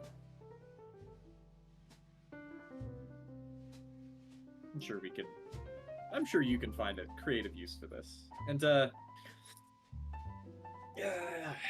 just gonna leave my business card, and it is, the receipt that I used to pick up the heroes with my phone number written on the. I already paid for them.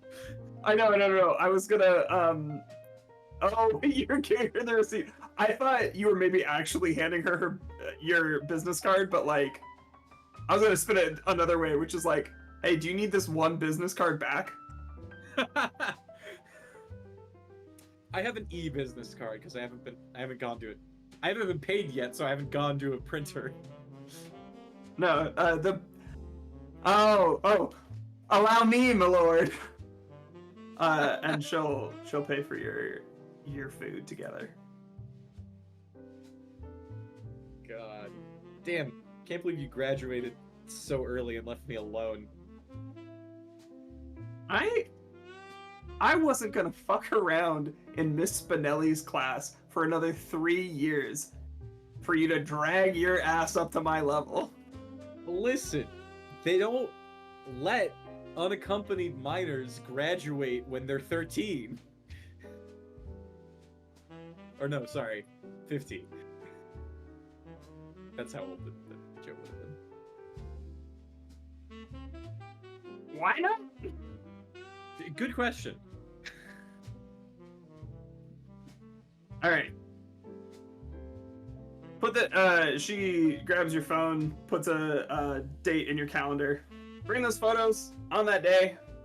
I'll hook you up. And think about that pen name. Ooh. It's gonna be an interesting one. All right. I think I have some ghostwriters I can ask for some ideas.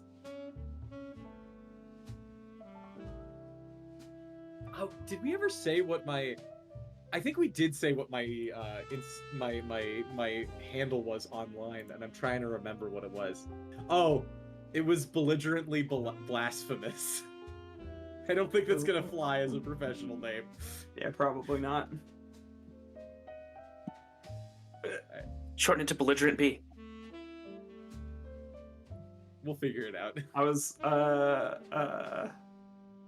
gonna make a Habibi joke. Try and turn that into an initialism.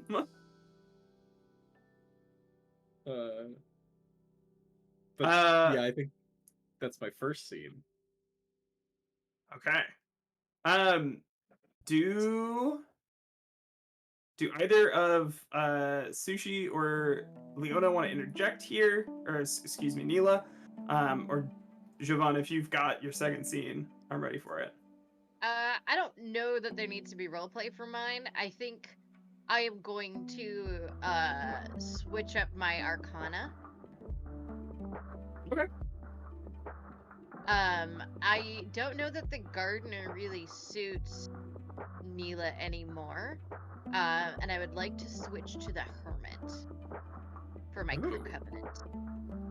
Now, I am going to offer you, if there is another one that was claimed that you want to bump somebody off of, as long as they haven't recently been switched to. God damn it, I just finished making a decision, and now you're telling me I could have looked at all of them? I take it back. It was all lies. It's you're the okay, first one. You've already made a decision, don't worry about it. I prefer the fact that I had to work within these constraints. Okay, great. because like death was like so intense. No, I think I really like the sounds of the hermit. I might take a look in between seasons and get back to you if I change my mind. But no, the That's hermit fair. feels really good because I like what it offers both in the castle and in the city, as well as in the hangout mood, in a Yeah. way that feels a little more reflective of how Neela is becoming a provider playbook now. And so, You yeah, mean an it just- authority? oh, sorry, yes, an authority playbook now. Yeah. There we go. So she used to be the provider, she's now the authority. So yeah, that is what I always like to do. I don't know if there is any roleplay that comes with that, or if I just switch it. Okay. Yeah. No. That's. I think that's all you do. Cool. Yeah. Change the arcanum of your crew covenant. Simple, dimple, easy. Done. Easy breezy, beautiful cover girl. All right. Javon, Sushi. I mean, my second one was just going to be adding a new location to the map, which would be Petra's office. I like it. Yeah. Have we ever established what the name of that newspaper is? We might have. Let me see if I have the name of it in my notes, but we did talk about its role in the local scene. I see. I remember it Uh, specifically okay. being a shit rag. That's the Yes. big thing. Yeah. I did also explicitly get a person fired from that place too, so maybe that's gonna help me get a job opening there. They have an That opening. is also true. This did happen. This guy, which he still hates me. Yes. His Absolutely. car also is constantly bombarded by bird shit, so there's also that. Yeah. Oh god, I forgot I turned some of the pigeons. Oh, right, the evil. AI guy. There are evil pigeons in the city now. Oh god, that's Yeah, right. it's I just think those are right. just called pigeons. Yeah. Yeah, I forgot we had evil pigeons. It's The just the season one 3 evil pigeon enemy. and his y'all- legion of followers. Yeah, This that is the piece- pigeon I have the alliance with, so you know. So I feel like birds aren't real exist in this universe as well. Just that entire movement, and also the season 3 enemy we have now established is the fucking pigeon army. So good Yeah. to But know. no, the The pigeon pigeon is my king. friend. Yeah, Oh, they okay, have okay. Wonderful Team friend. Pigeon Okay. Pact. Yeah. I feel like the meme in this one is not birds are real. Yeah. It's more birds are way more real than you think. He's my co-conspirator. Birds are the realist. You have an unsteady alliance with this bird at He's your best. accomplice. I think the birds are still upset that I'm still friends with Sushi. Actually, is the biggest thing about it. That would cause contention. What does Horace feel about all Name of this? the name of Yeah. the newspaper. What The does Horace something. got to say? The Nationwide Inquisitor. How about just the Muckraker? Just a classic. Oh my god. Sure, yeah, Muckraker. Muckraker, oh dear. I love it. Okay. The Etteridge City Muckraker. Actually, that's I a like it. pretty. I like that one. Does no, yeah, I got turned around on that as soon as you added the city name. Okay. Yeah, so oh god, I gotta oh god. There we go. And then it says draw a link between it and a character, which I think it will be I feel like patched that's pretty, obvious. pretty clear. Yeah. Yep. Just gotta get my sweet little pen back. Whee! Oh no, not like that. There's so many absolutely bizarre choices in Roll20's user interface that I will never understand. Hmm. That's the tendency to be like that is one of them. Yep. Okay. Cool. Oh god, what? Did I do that? Who's drawing I in think blue? that was me. My pen just like went all over the place. Stop spilling your pen. If I have to erase this shit, it's gonna undo months of our work. Oh dear. Take a screenshot first. Yeah. I should archive it. Make sure it'll Okay. last longer. Truly. That just leaves you, Sushi? Yeah. I have two thoughts, and I think I'll propose this to the table as to what do you guys think will be more interesting. So my original thought was to hang out with Vandy, but Can I draw a line with Vandy and Neela's dad? Oh my god. Neela's dad on the map? Yeah. Oh wait, no, is he on the map? Is he not on the map? If he's not on the map, then I'll be sad. He's not on the map. He's yet. not on the map right now. Hold on. So, first step is Sushi needs to form a covenant with Neela's dad. This is so Can funny. you fucking imagine? Yeah, he's not I on the found map. a new favorite human. It's your father. My Sorry, favorite Neela, you're human's number 2 now. favorite human. Oh my god, can you imagine? Okay, Neela but would like be I sick. feel like putting Neela's dad on the map and like linking them to Sushi would be like sort of like where Sushi has just been chilling out with Vandy and Danny while they were like just hanging out, and they're just like, yo, let's put the band together. Sushi's actually, putting the hold on, band hold on, back hold on. together. No. You can broaden your focus. You can add a new character and link them to an existing location. I Yeah. also know the exact perfect arcana for my dad, and it has to be the death card because he is the embodiment of Lord Shiva, if I remember correctly. And I Lord like Shiva's Hell the spirit yes. god, so I like it. I'm just Daughter saying. of death. Daughter I of like death, it. baby. I'm just tying all the strings together. Vermin, stop Right. me at any point. Like, you're the GM here. I mean, if that's what Yeah. Michelle wants, like that's the move, right? I'm jiving with this. Let's go. Remind me what your dad's name was. Ravi, R-A-V-I.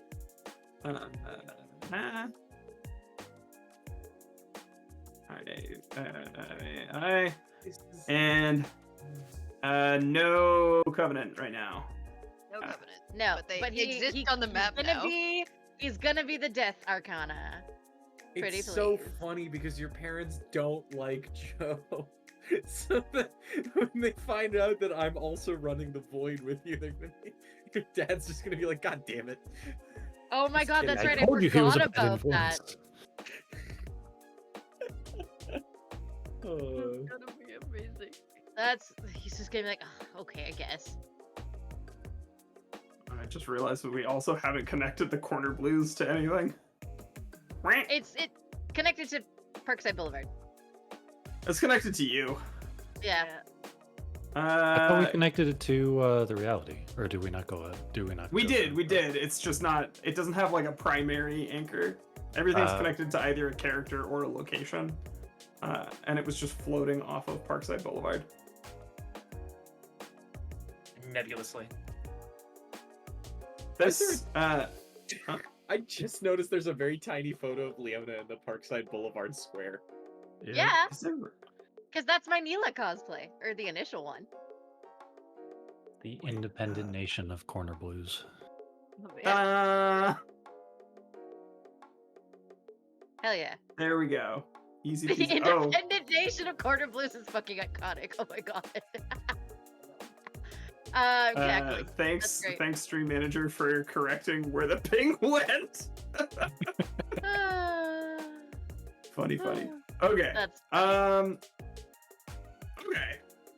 Ba-ba-ba-ba. Nobody has Oh, sorry. Go ahead. crises. No. Oh, what were Did you we? gonna say? No, I was literally about to say that. So you're fine. Okay. I was about to read that the- part out loud. The So yeah, the you're last thing in this part is if you still have any crises imminent, say how they cause long-term issues and tick a gauge. If they're dire, gain a black mark instead of ticking the gauge. And then erase all crises from your sheet. Go around the table, giving a glimpse of what your character's day-to-day life is like. If you like, you can highlight one of the following in your scene: a glimpse of life without the castle, a connection to other rebels in other cities, a moment of genuine peace and joy, a sign of change here, for better or for worse, a looming tragedy in this city or another, or a reunion with a long-lost friend.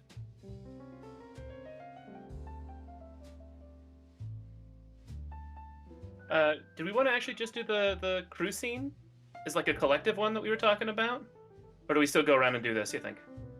I mean, that would be all of us choosing a moment of genuine peace and joy. Yeah, it's slightly separate, I feel like. I was still gonna run that scene afterwards. Okay. Then yeah, as always, I can always go first. Which would It have been takes supposed me to only hear an from you instant. anyway, so. Yeah, fair. Yeah, I think this scene is like one of the few times where Jordan and all four of his other siblings, Jazz the youngest, and then his three brothers, or no, one other sister and two brothers, and just their mom. His dad is still like working, but they're actually like go out into the city as like a just like a family outing, like doing something. And I don't think conversations are important. The two younger brothers are like horsing around. It's probably Triangle Park. They're like horsing around. Jordan has to like prevent them from knocking other kids over. There's a picnic, very simple sandwiches, instant mix lemonade, stuff like that. And it's just this like nice quiet moment that he really gets, where the family really gets together. And it feels like it's sort of this moment of things, I guess his family's like now more established. His mother is now at the place in her job where she can take, which she hasn't had to yet. It's sort of the cycle of moving to any new place for a while. When you're in a new job in a new place, you have to like yeah, I think it's just like a moment of being happy. I don't know. Is this longer than you normally would have stayed in the same city? I think this is near the end of that cycle, if this is a normal amount of... Like, I think it's been like a year and a half, 2 years now, maybe? You're probably coming up, yeah, on 2 years, depending on when you moved. Mm-hmm. Yeah, so it's probably getting... It's not the shortest they've been in any one place, but it's not the longest yet. It's getting there, though. Who wants to go next? Did you have something else? Nobody else did. Telling me No. that you want. No. Okay. I could go if everybody Yeah, else needs hit a it. sec. I think Neela goes shopping with her parents. And I think they go somewhere that isn't Parkside Boulevard. I think they go to a slightly different part of town than they normally do. So the one that I picked is a sign of change here for better or for worse. And I think it's been a hot sec since her family has been to like this corner of town, and the skyline has just like changed. There's just been construction, Mm-hmm. and it's that weird moment of like,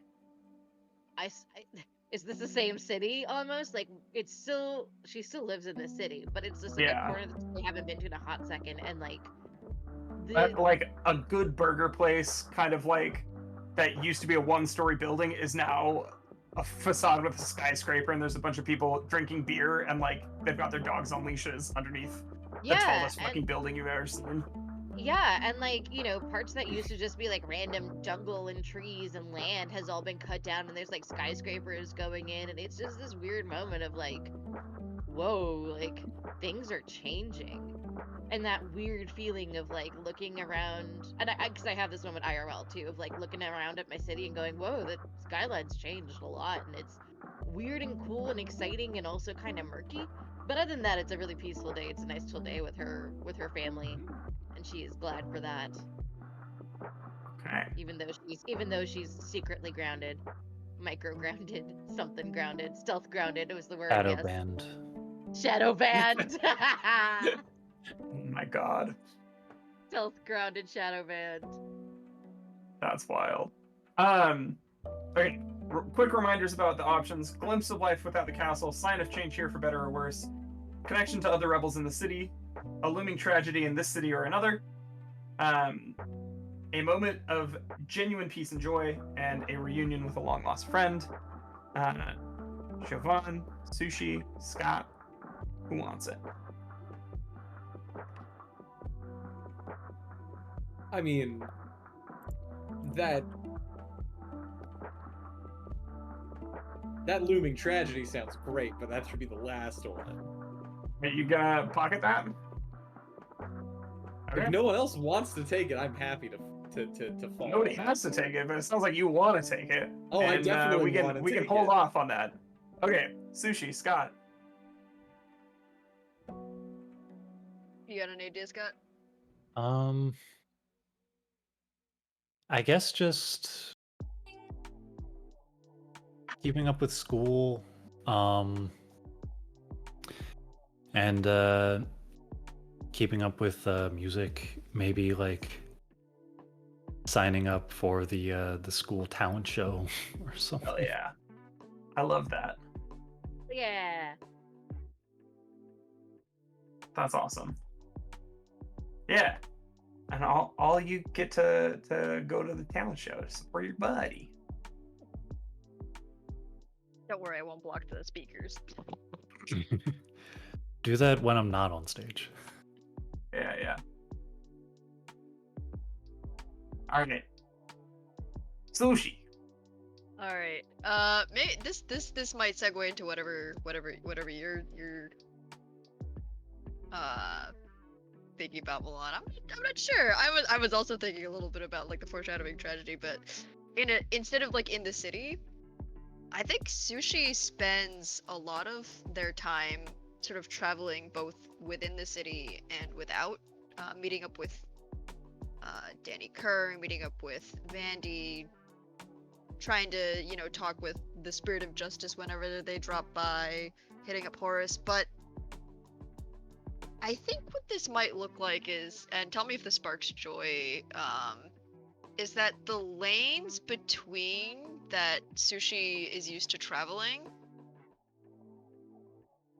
aren't. It's like concepts sort of like hop in, like the paths aren't as smooth anymore. It's not. Sushi feels like it's I invert gotten a little dangerous to travel freely. that. It's not that they're too smooth, or it's not that they're not smooth anymore. It's that they're too smooth. You're noticing that at the kind of the periphery of all these places, where it was like wild and untamed metaphysics and imagination and marginalia creatures,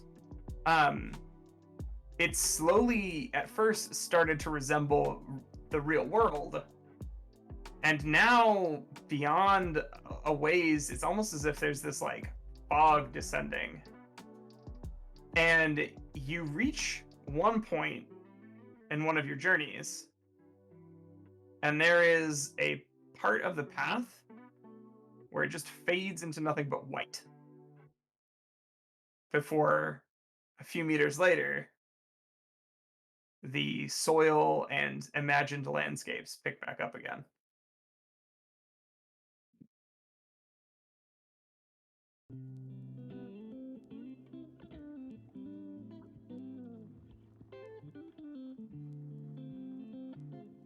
All right.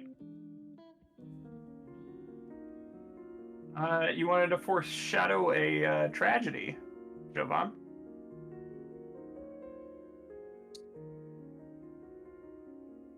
Sounds yes. Hold on. I think I have a relevant. I do. I have a relevant city move. Because I have the covenant with Petra as the oracle, once each day you can declare you had a dream about your current situation. Now that's Okay. for in the city and for something specific. We're kind of But- between stuff, but like roll with it. If this Can I is still have a flavor, I'm prophetic happy. dream? Yeah, go ahead. This is Well, like you have the camera right now. I think the dream that Joe has, every time that one of these prophetic dreams happen, even if I don't find a way to utilize them, they start very similarly. They start with what feels like a normal day in the dark room, just putting up and developing photographs, and I think for how it manifests is I see snapshots of what's potentially possible in the photographs in the dark room.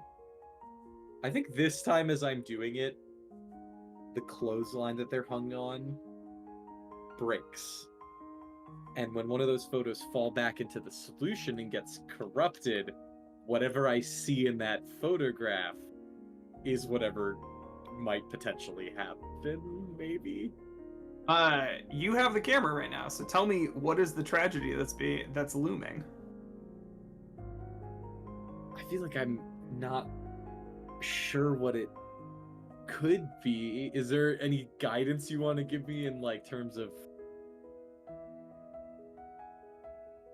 I certainly think what I see is a not... I think I see at least one of the frames is a press conference from the city's mayor's office. Yeah. I'm not So entirely one of them sure. slides out and is this press conference that you're talking about. Another one hits the water and starts to develop. And you see like a rally, a political rally, and it's hard to make out who's in it. But you can feel, just by looking at it, the fervor of devotion and sincere but misplaced belief. All along the sides, flanking this speaker, are advertisements, or at least logos, for some of the tech companies that have sprung from Etteridge City.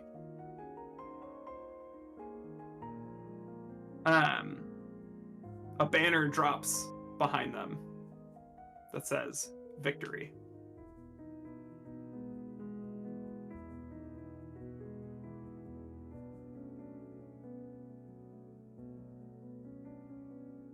Okay. I think with that, let's have our scene with all of you. It's a few days after the protest, and you all have set up a little TV in the hideout.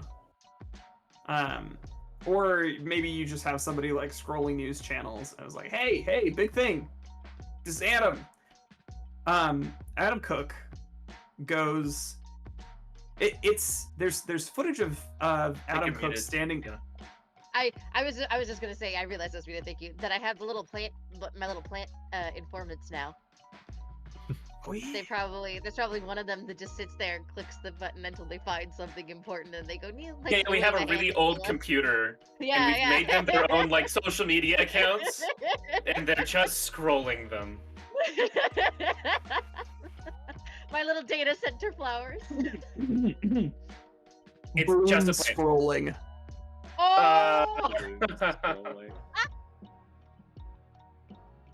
They're like little Pikmin. So good. You're welcome. They're my little research minions. They're great. Yeah, you got bloom scrollers.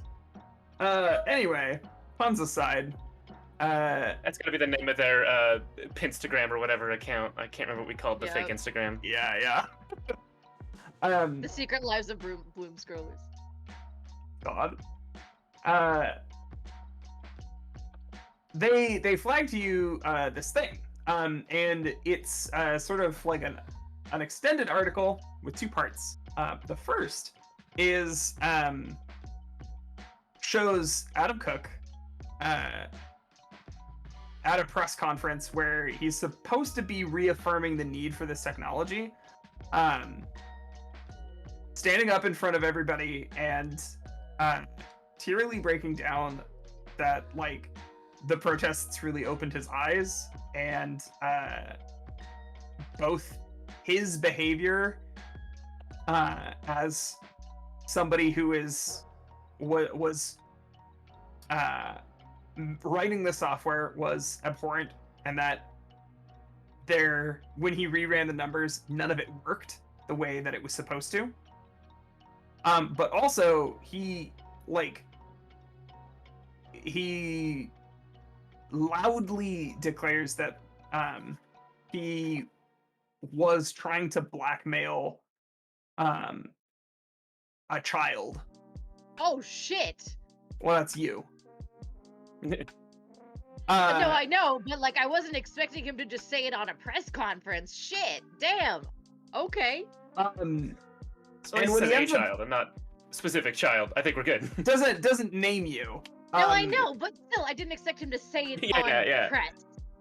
Bro, you need to play Persona 5. I clearly do. I clearly do. They just go full like confession mode when they lose. It's a whole thing. Damn. It's- Okay. Oh, Truth Amazing. serum Whole shit. press conferences to talk about the horrible shit they did to kids. They sure do. It's look, Persona 5 is not a perfect game, but man, do they do catharsis. Mhm. And at the end of that conference, right before he's pulled away from the mic, he says, "I have gone and deleted all of the source code available. It is no longer running." Cut feed. Wow. And the second half of the article does show him being transported to a prison. Hmm.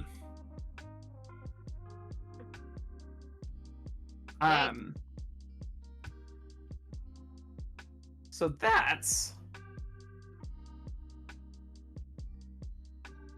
that situation. Is there anything that y'all react to specifically from that?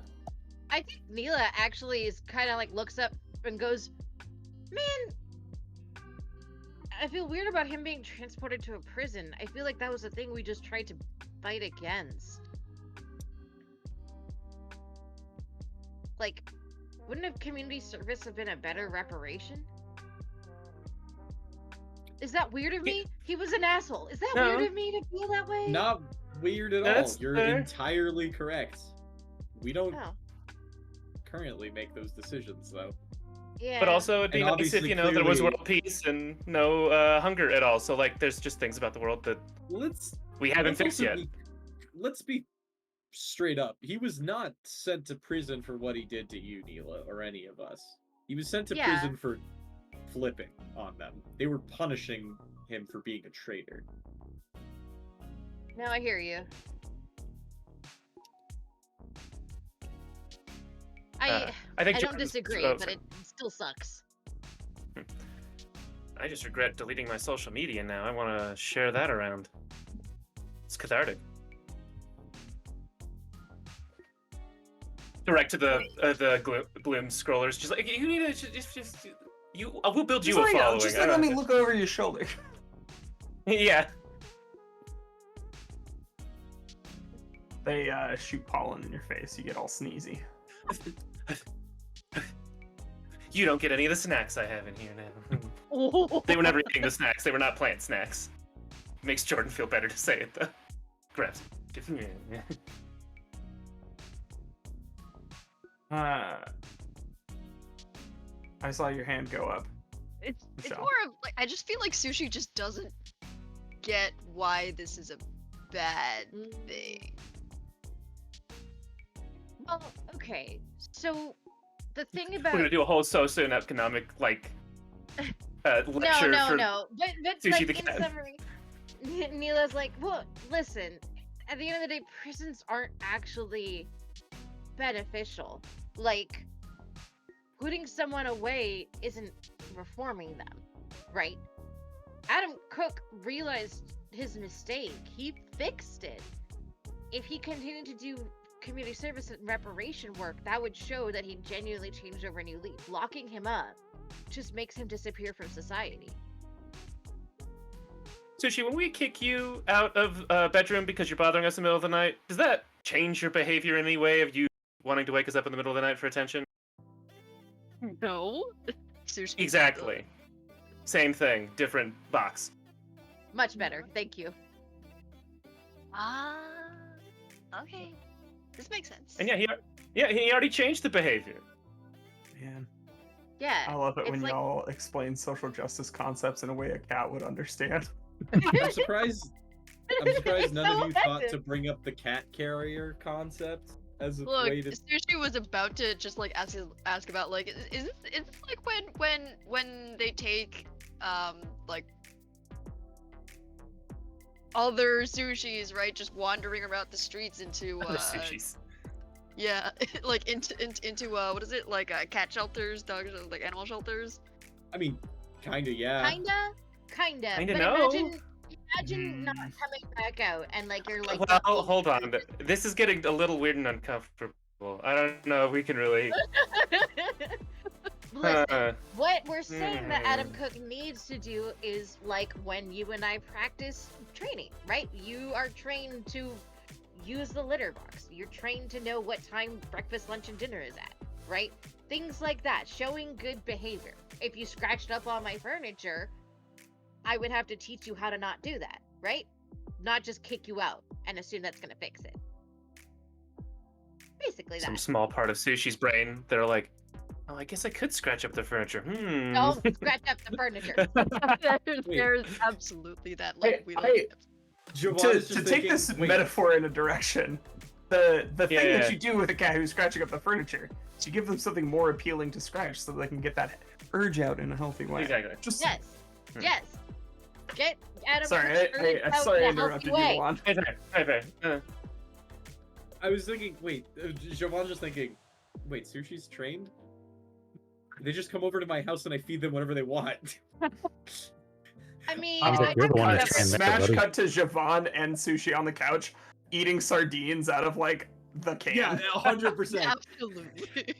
It's not cat food, it's just whatever Javon is also eating. It's just Yeah. like pop down like this and just like paw going. "Nyeh." We're just watching the next episode of some anime. and Neela puts a finger up and she goes, well, Sushi's not necessarily trained, but like, in order for Sushi to live in my house, Sushi has to adhere to a certain level of behavior. Otherwise, my parents wouldn't let Sushi be there. So, you know. I think I understand the basic concept. So Yeah, that's- then why isn't the mayor person in charge of your Pack City thing improving this? Enforcing this? Because it's People much suck. more complicated than that. And people suck. And because if he doesn't, then he continues to remain in power. The less guilt he can admit to, the better, basically. It is about power, not necessarily about the benefit of the city and the pack. We're not even in college yet. I don't know that we can fully answer this question. Yeah, to be yeah, honest. like, there's she's trying. years of humans trying to figure this out. Yeah, she's trying, but it's definitely like that, but like also kind of Vegas. And at the end, she's just kind of like, I Yeah. don't even know if that makes any sense, but it's beyond me. The world just sucks, okay, Sushi? It's so complicated. Humans aren't like animals, and it's just annoying. We don't behave ourselves as well as cats when it comes to that. Yeah. Neela. We all have a social structure. Yes. Your dad is asking you is knocking on your door at home. Am I in the hideout? Yeah. Yeah, There's a You got a quick way back. passageway. You have the little pink dot on it. It means that there's a passageway between your house and the hideout, remember? Yeah. But I don't think I've ever been able to hear that before, have I? Let's say that you have. Okay. You've got a little setup. Okay. So that you can possibly reappear. Okay. Oh, Dad's knocking. Be right back. Damn, I wish I had a. I imagine it's your closet. If you want one, then you can spend the moves to add No, one. I just said that in character. Right. I know. I also sleep. I'm here either half the imagining- time. I'm also imagining that the door is either Neela's closet or from out from under Neela's bed or something. Or like Ms. Marvel, it's like on the roof and she climbs in through her window. We've established that you're on the first floor of your apartment. Oh, that's right. And you just said that there's like a. We also just established that there's a door like across the street. Mhm. That you can Oh, yes, right. That's right. hop out through and then go back in through your window. So Quick he's climb standing up at the the thing. door, and she just like pops up behind him, like, "Yeah, Oh, uh, sorry." you ready to talk? Yeah, I was wondering when you wanted to do that. Yeah, let's go for a walk. Okay. Suddenly, she's nervous. You walk in silence for a few minutes. And he's deep in thought, trying to figure out the right words to say this. Oh no.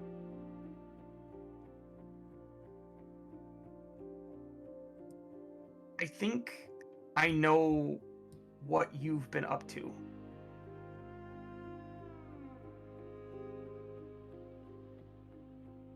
I'm a secret graffiti artist. You're a secret graffiti artist? Yeah, I have 1,000 followers on Instagram. Not. Sorry, 1,000,000. At Manel's Marigolds, you've seen them in the magazines. Okay, that clearly was not the one that we were trying to get at. I'm sorry. I'll be double secret This grounded. is why It's you fine. don't offer. This is why you don't offer information ever in this kind of situation. Don't do it. Be We like, just "Well, got will done you tell talking me?" about how to deal with the cops. Father, y'all. Hey, I meant. I've been.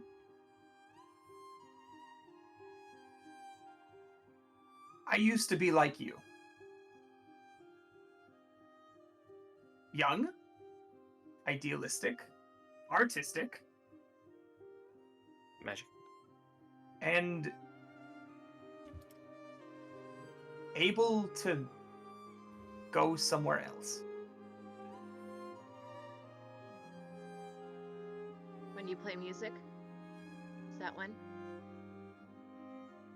It's, The other day, you happened to light up the portal across the street. Just FYI.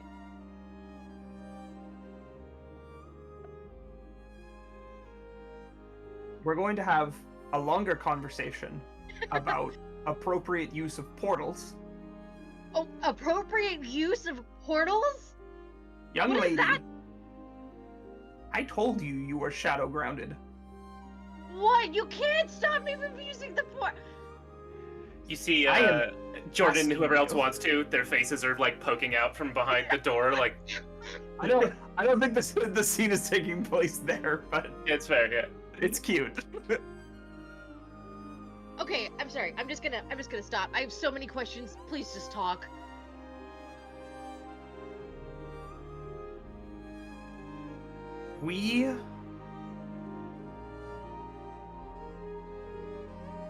We used to, when we played, go to that other place and stop the people who we thought needed to be stopped.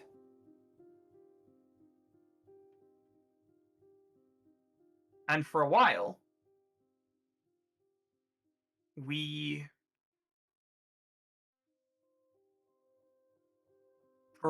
thought we were making a real difference.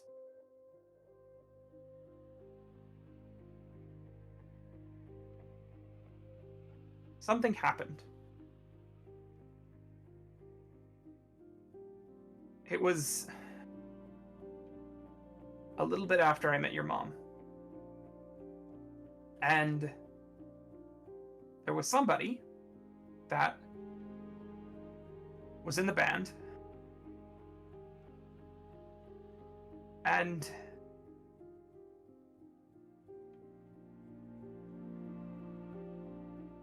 two people. They didn't come back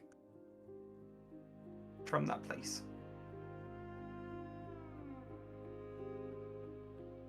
Van Well, he was upset. And when she didn't come back, he just kind of fell into that other world. Van? Like Vandy? No, not his name's not Vandy. Look.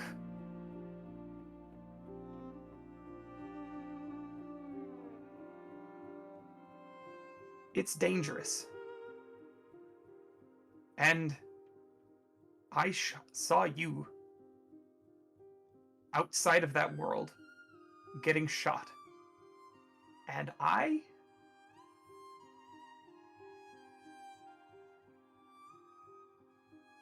watched in horror. And I thought, there goes my whole world.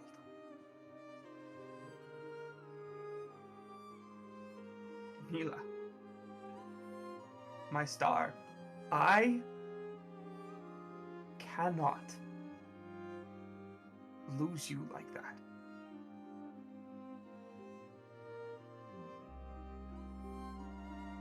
I can't imagine a day where you go there and you don't come home.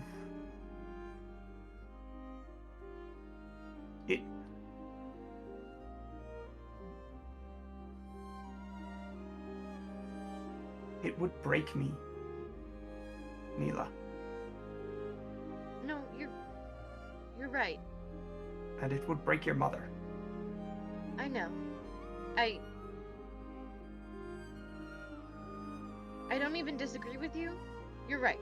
It is dangerous. And I don't know why the people you knew didn't come back.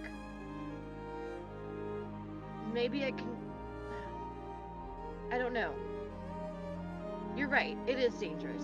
It is risky. It is dangerous. It is scary. And I'm sorry.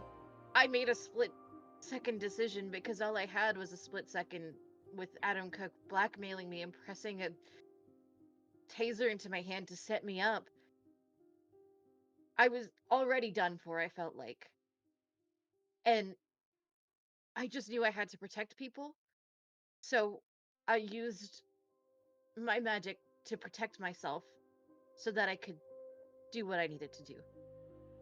But you're right. It was foolhardy and it was dangerous. Oh, and we've lost Furman's space. I'm back. Okay. I was able to hear everything you were saying. Okay. Just wanted to make sure I didn't lose you to internet going out. You're right. It was foolhardy and it was dangerous. But I did survive. I'm sorry. I shouldn't have done it. You're right. I made decisions that have shaken me and changed me.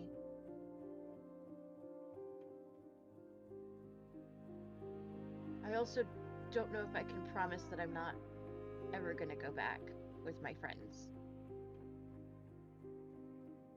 Because Adam Cook just handed himself over. We've been able to do really powerful, important things, and yeah, that doesn't change everything, but it does start. And I'm sure the things that you did were really helpful too. Things probably would have been worse when I was born if it hadn't been for the work that y'all did. But you're right. It is dangerous. And I promise to be careful.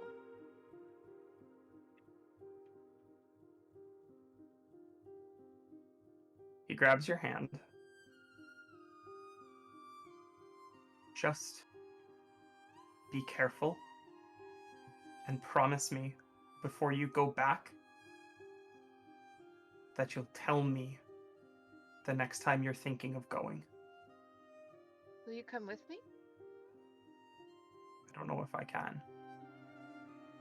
I mean, your magic clearly still works.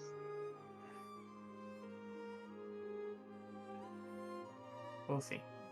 Who knows? Maybe you might even find something about the people you lost, but yeah, I promise, Dad. I'll let you know, and I promise I will be careful.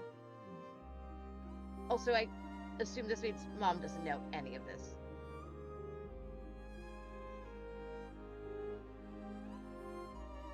I won't tell her. Also, are you a rock god like Shiva?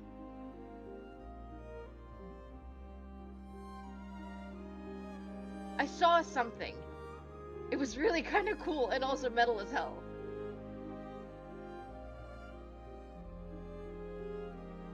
Sometime I'll tell you about it. You better. When I'm ready. She kind of like... Okay. She kind of like looks around. Is there anyone nearby? No? Do you want to see what it looks like? He nods. But as you take a step back to show him, the camera only shows his face in a mixture of pride, fear, and guilt. Ah! Oh, my heart. And there's one more thing. That's wrong.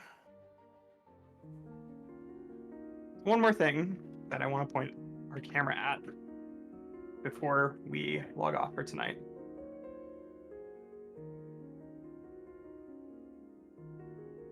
In a dark cell, far away. Actually, well-lit cell. There's the mirror that we're familiar with, the table, the cuffs that go through a little loop. Holding Adam Cook to said table.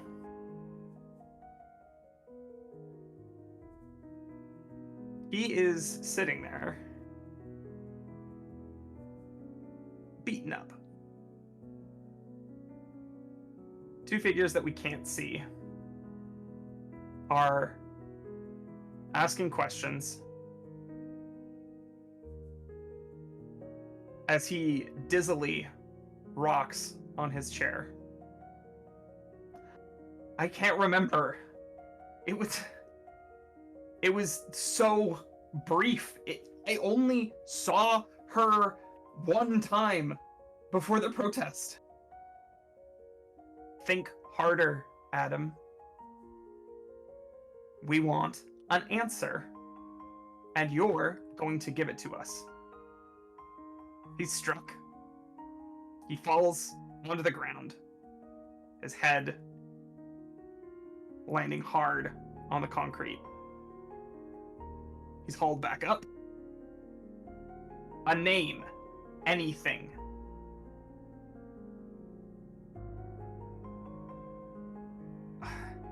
Her name tag said Betty. Neela Betty. The two figures look at each other. Well, that's a disappointment. Things have a way of cropping back up that you don't expect. Can I trust you to handle it?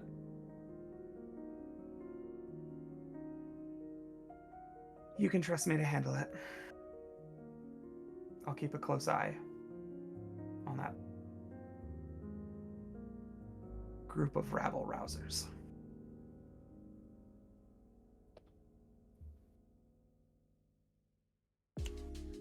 And with that, Hey! we're gonna say bye. Musical for sting this ending season. perfect. So, this has been The World Within You, and I could not in any way have done it without the fabulous people you have in front of you and the wonderful folks behind the scene. Quick shout out, since we are ending the season, I'll give a shout to our stagehands and crew. Big thank you to Foxy, who has been running our technical elements for the last few sessions. It has been a huge help. a big load off of our shoulders. So thank you, Foxy. Big shout out to Heck, who put together the amazing intro sequence that you see every week, and of course our little Brady Bunch and billboard screens. It is so much fun to work with the folks at Neon Lights to come up with and design these elements of this art form. It's such a great and collaborative place to work. With that, there are so many more people I could thank, but like, thank you from the bottom of my heart, everyone who is on the NLR staff, including the many folks that are in this call with us. This is a wonderful community and a wonderful place to do this work. And this campaign and this art form are both just so important to me. So thank you all for giving us a place to tell these stories. Whew. Okay. Let's start in the reverse order that we led in with. So, Tate, tell us who you are, where we can find you on the internet, and who you've been today. Well, hello Twitch and hello Internet. My name is Tate Washburn, and you can find me at Tate the Terrific on any place that is any place I care to be found. And if you find me somewhere else, no, you didn't. I have been playing Jordan Karsten the Harlequin today. Other places you can find me, other games that I am in, is this Thursday.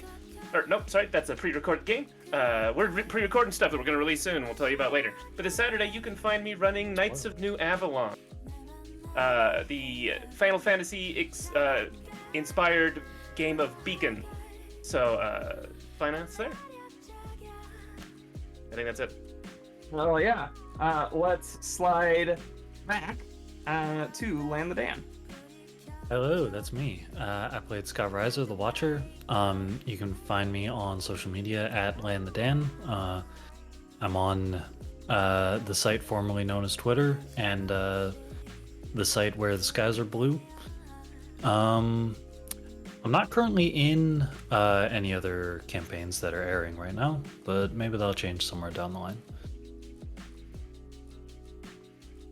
That's what I got. All right. To the left on our original overlay, it would have been Milan. Hey, it's Milan. Also, I'm not really doing much on the internet other than this at the moment, and I probably won't in the brief period that in the period that we are separated, so I just think you should follow Neon Lights. That's all I'm gonna say here. All these lovely people put on so many amazing productions. I can say this as a complete outsider to their organizational structure. I have no invested stake in this at all, clearly. So you can trust me as a third party when I say that you should be following, if you're not already. I also Neon Lights roleplay on Blue Sky. Sorry. That too. I'm gonna just pass it over. I don't have anything else to say.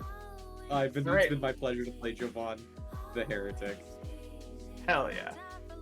Michelle. Hey, hi, it's me, Michelle. I'm playing your favorite cat, or maybe not so favorite cat. I don't know. But I don't exist on social media, so don't go looking for me there. But I do exist here on Neon Lights Roleplay and in our Discord channel, so you can find me there. And you can find me in that thing that Tate mentioned that is not airing, but will probably air at some point. We're pre-recording some cool stuff.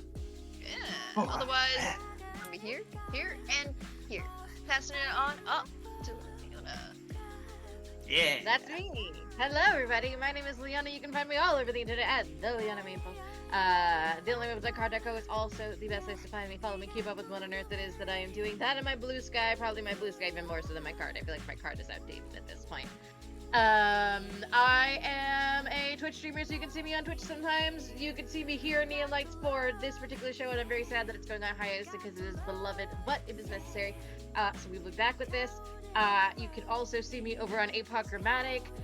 We are continuing our Women's History Month fundraiser, so be sure to tune in on Friday for the second half of Cyber plus Punk. And also on Saturday for a very special game of Wander Home that is being run partially for me, which is very, very sweet of Hector. So yeah, we've got some great. Oh, and we stream on Thursdays, and we stream video games on there too. So like Thursday, Friday, Saturday, folks, just pull up to Neon Lights. Or not to Neon Lights, to Pocketmatic. Both of these are my loves, and I talk about them both regularly. Yeah, wear too many hats, do too many things. Those are the ones I'm gonna shout out for now. That's all I got for y'all. Thanks so much. Oh yeah. Hi. I'm Legendary Vermin. I am the GF here, the game facilitator, the game friend, the girl master. I am so pleased to work with all these folks. You can find me all over the internet as Legendary Vermin, all the places on the internet that matter, which of course includes Blue Sky, YouTube, Twitch, your favorite video games, and itch.io, where you can play some of the games that I make, or at least find them for purchase and or download. If you want to see me, the hiatus is precipitated by my eminent milfdom. So you will get to see me on Wednesday, and you maybe get to see me next Tuesday, pending baby. Both of those are pending baby, but one of them is more pending baby than the other. You know what I mean? I'm so lucky to work with all these wonderful people. This is a joy of a game to run. And of course, don't forget in all of this that Void Heart Symphony is going into its second edition. You should absolutely go check out the backer kit. If somebody could drop a link in the chat, that would be super duper. That's all I got. Thanks so much for being here. It's tough out there, so keep your chin up, dust off, brush off the dust, spit out the blood, take another swing, keep fighting back. That's all from us. See you next time. Bye. Bye-bye now.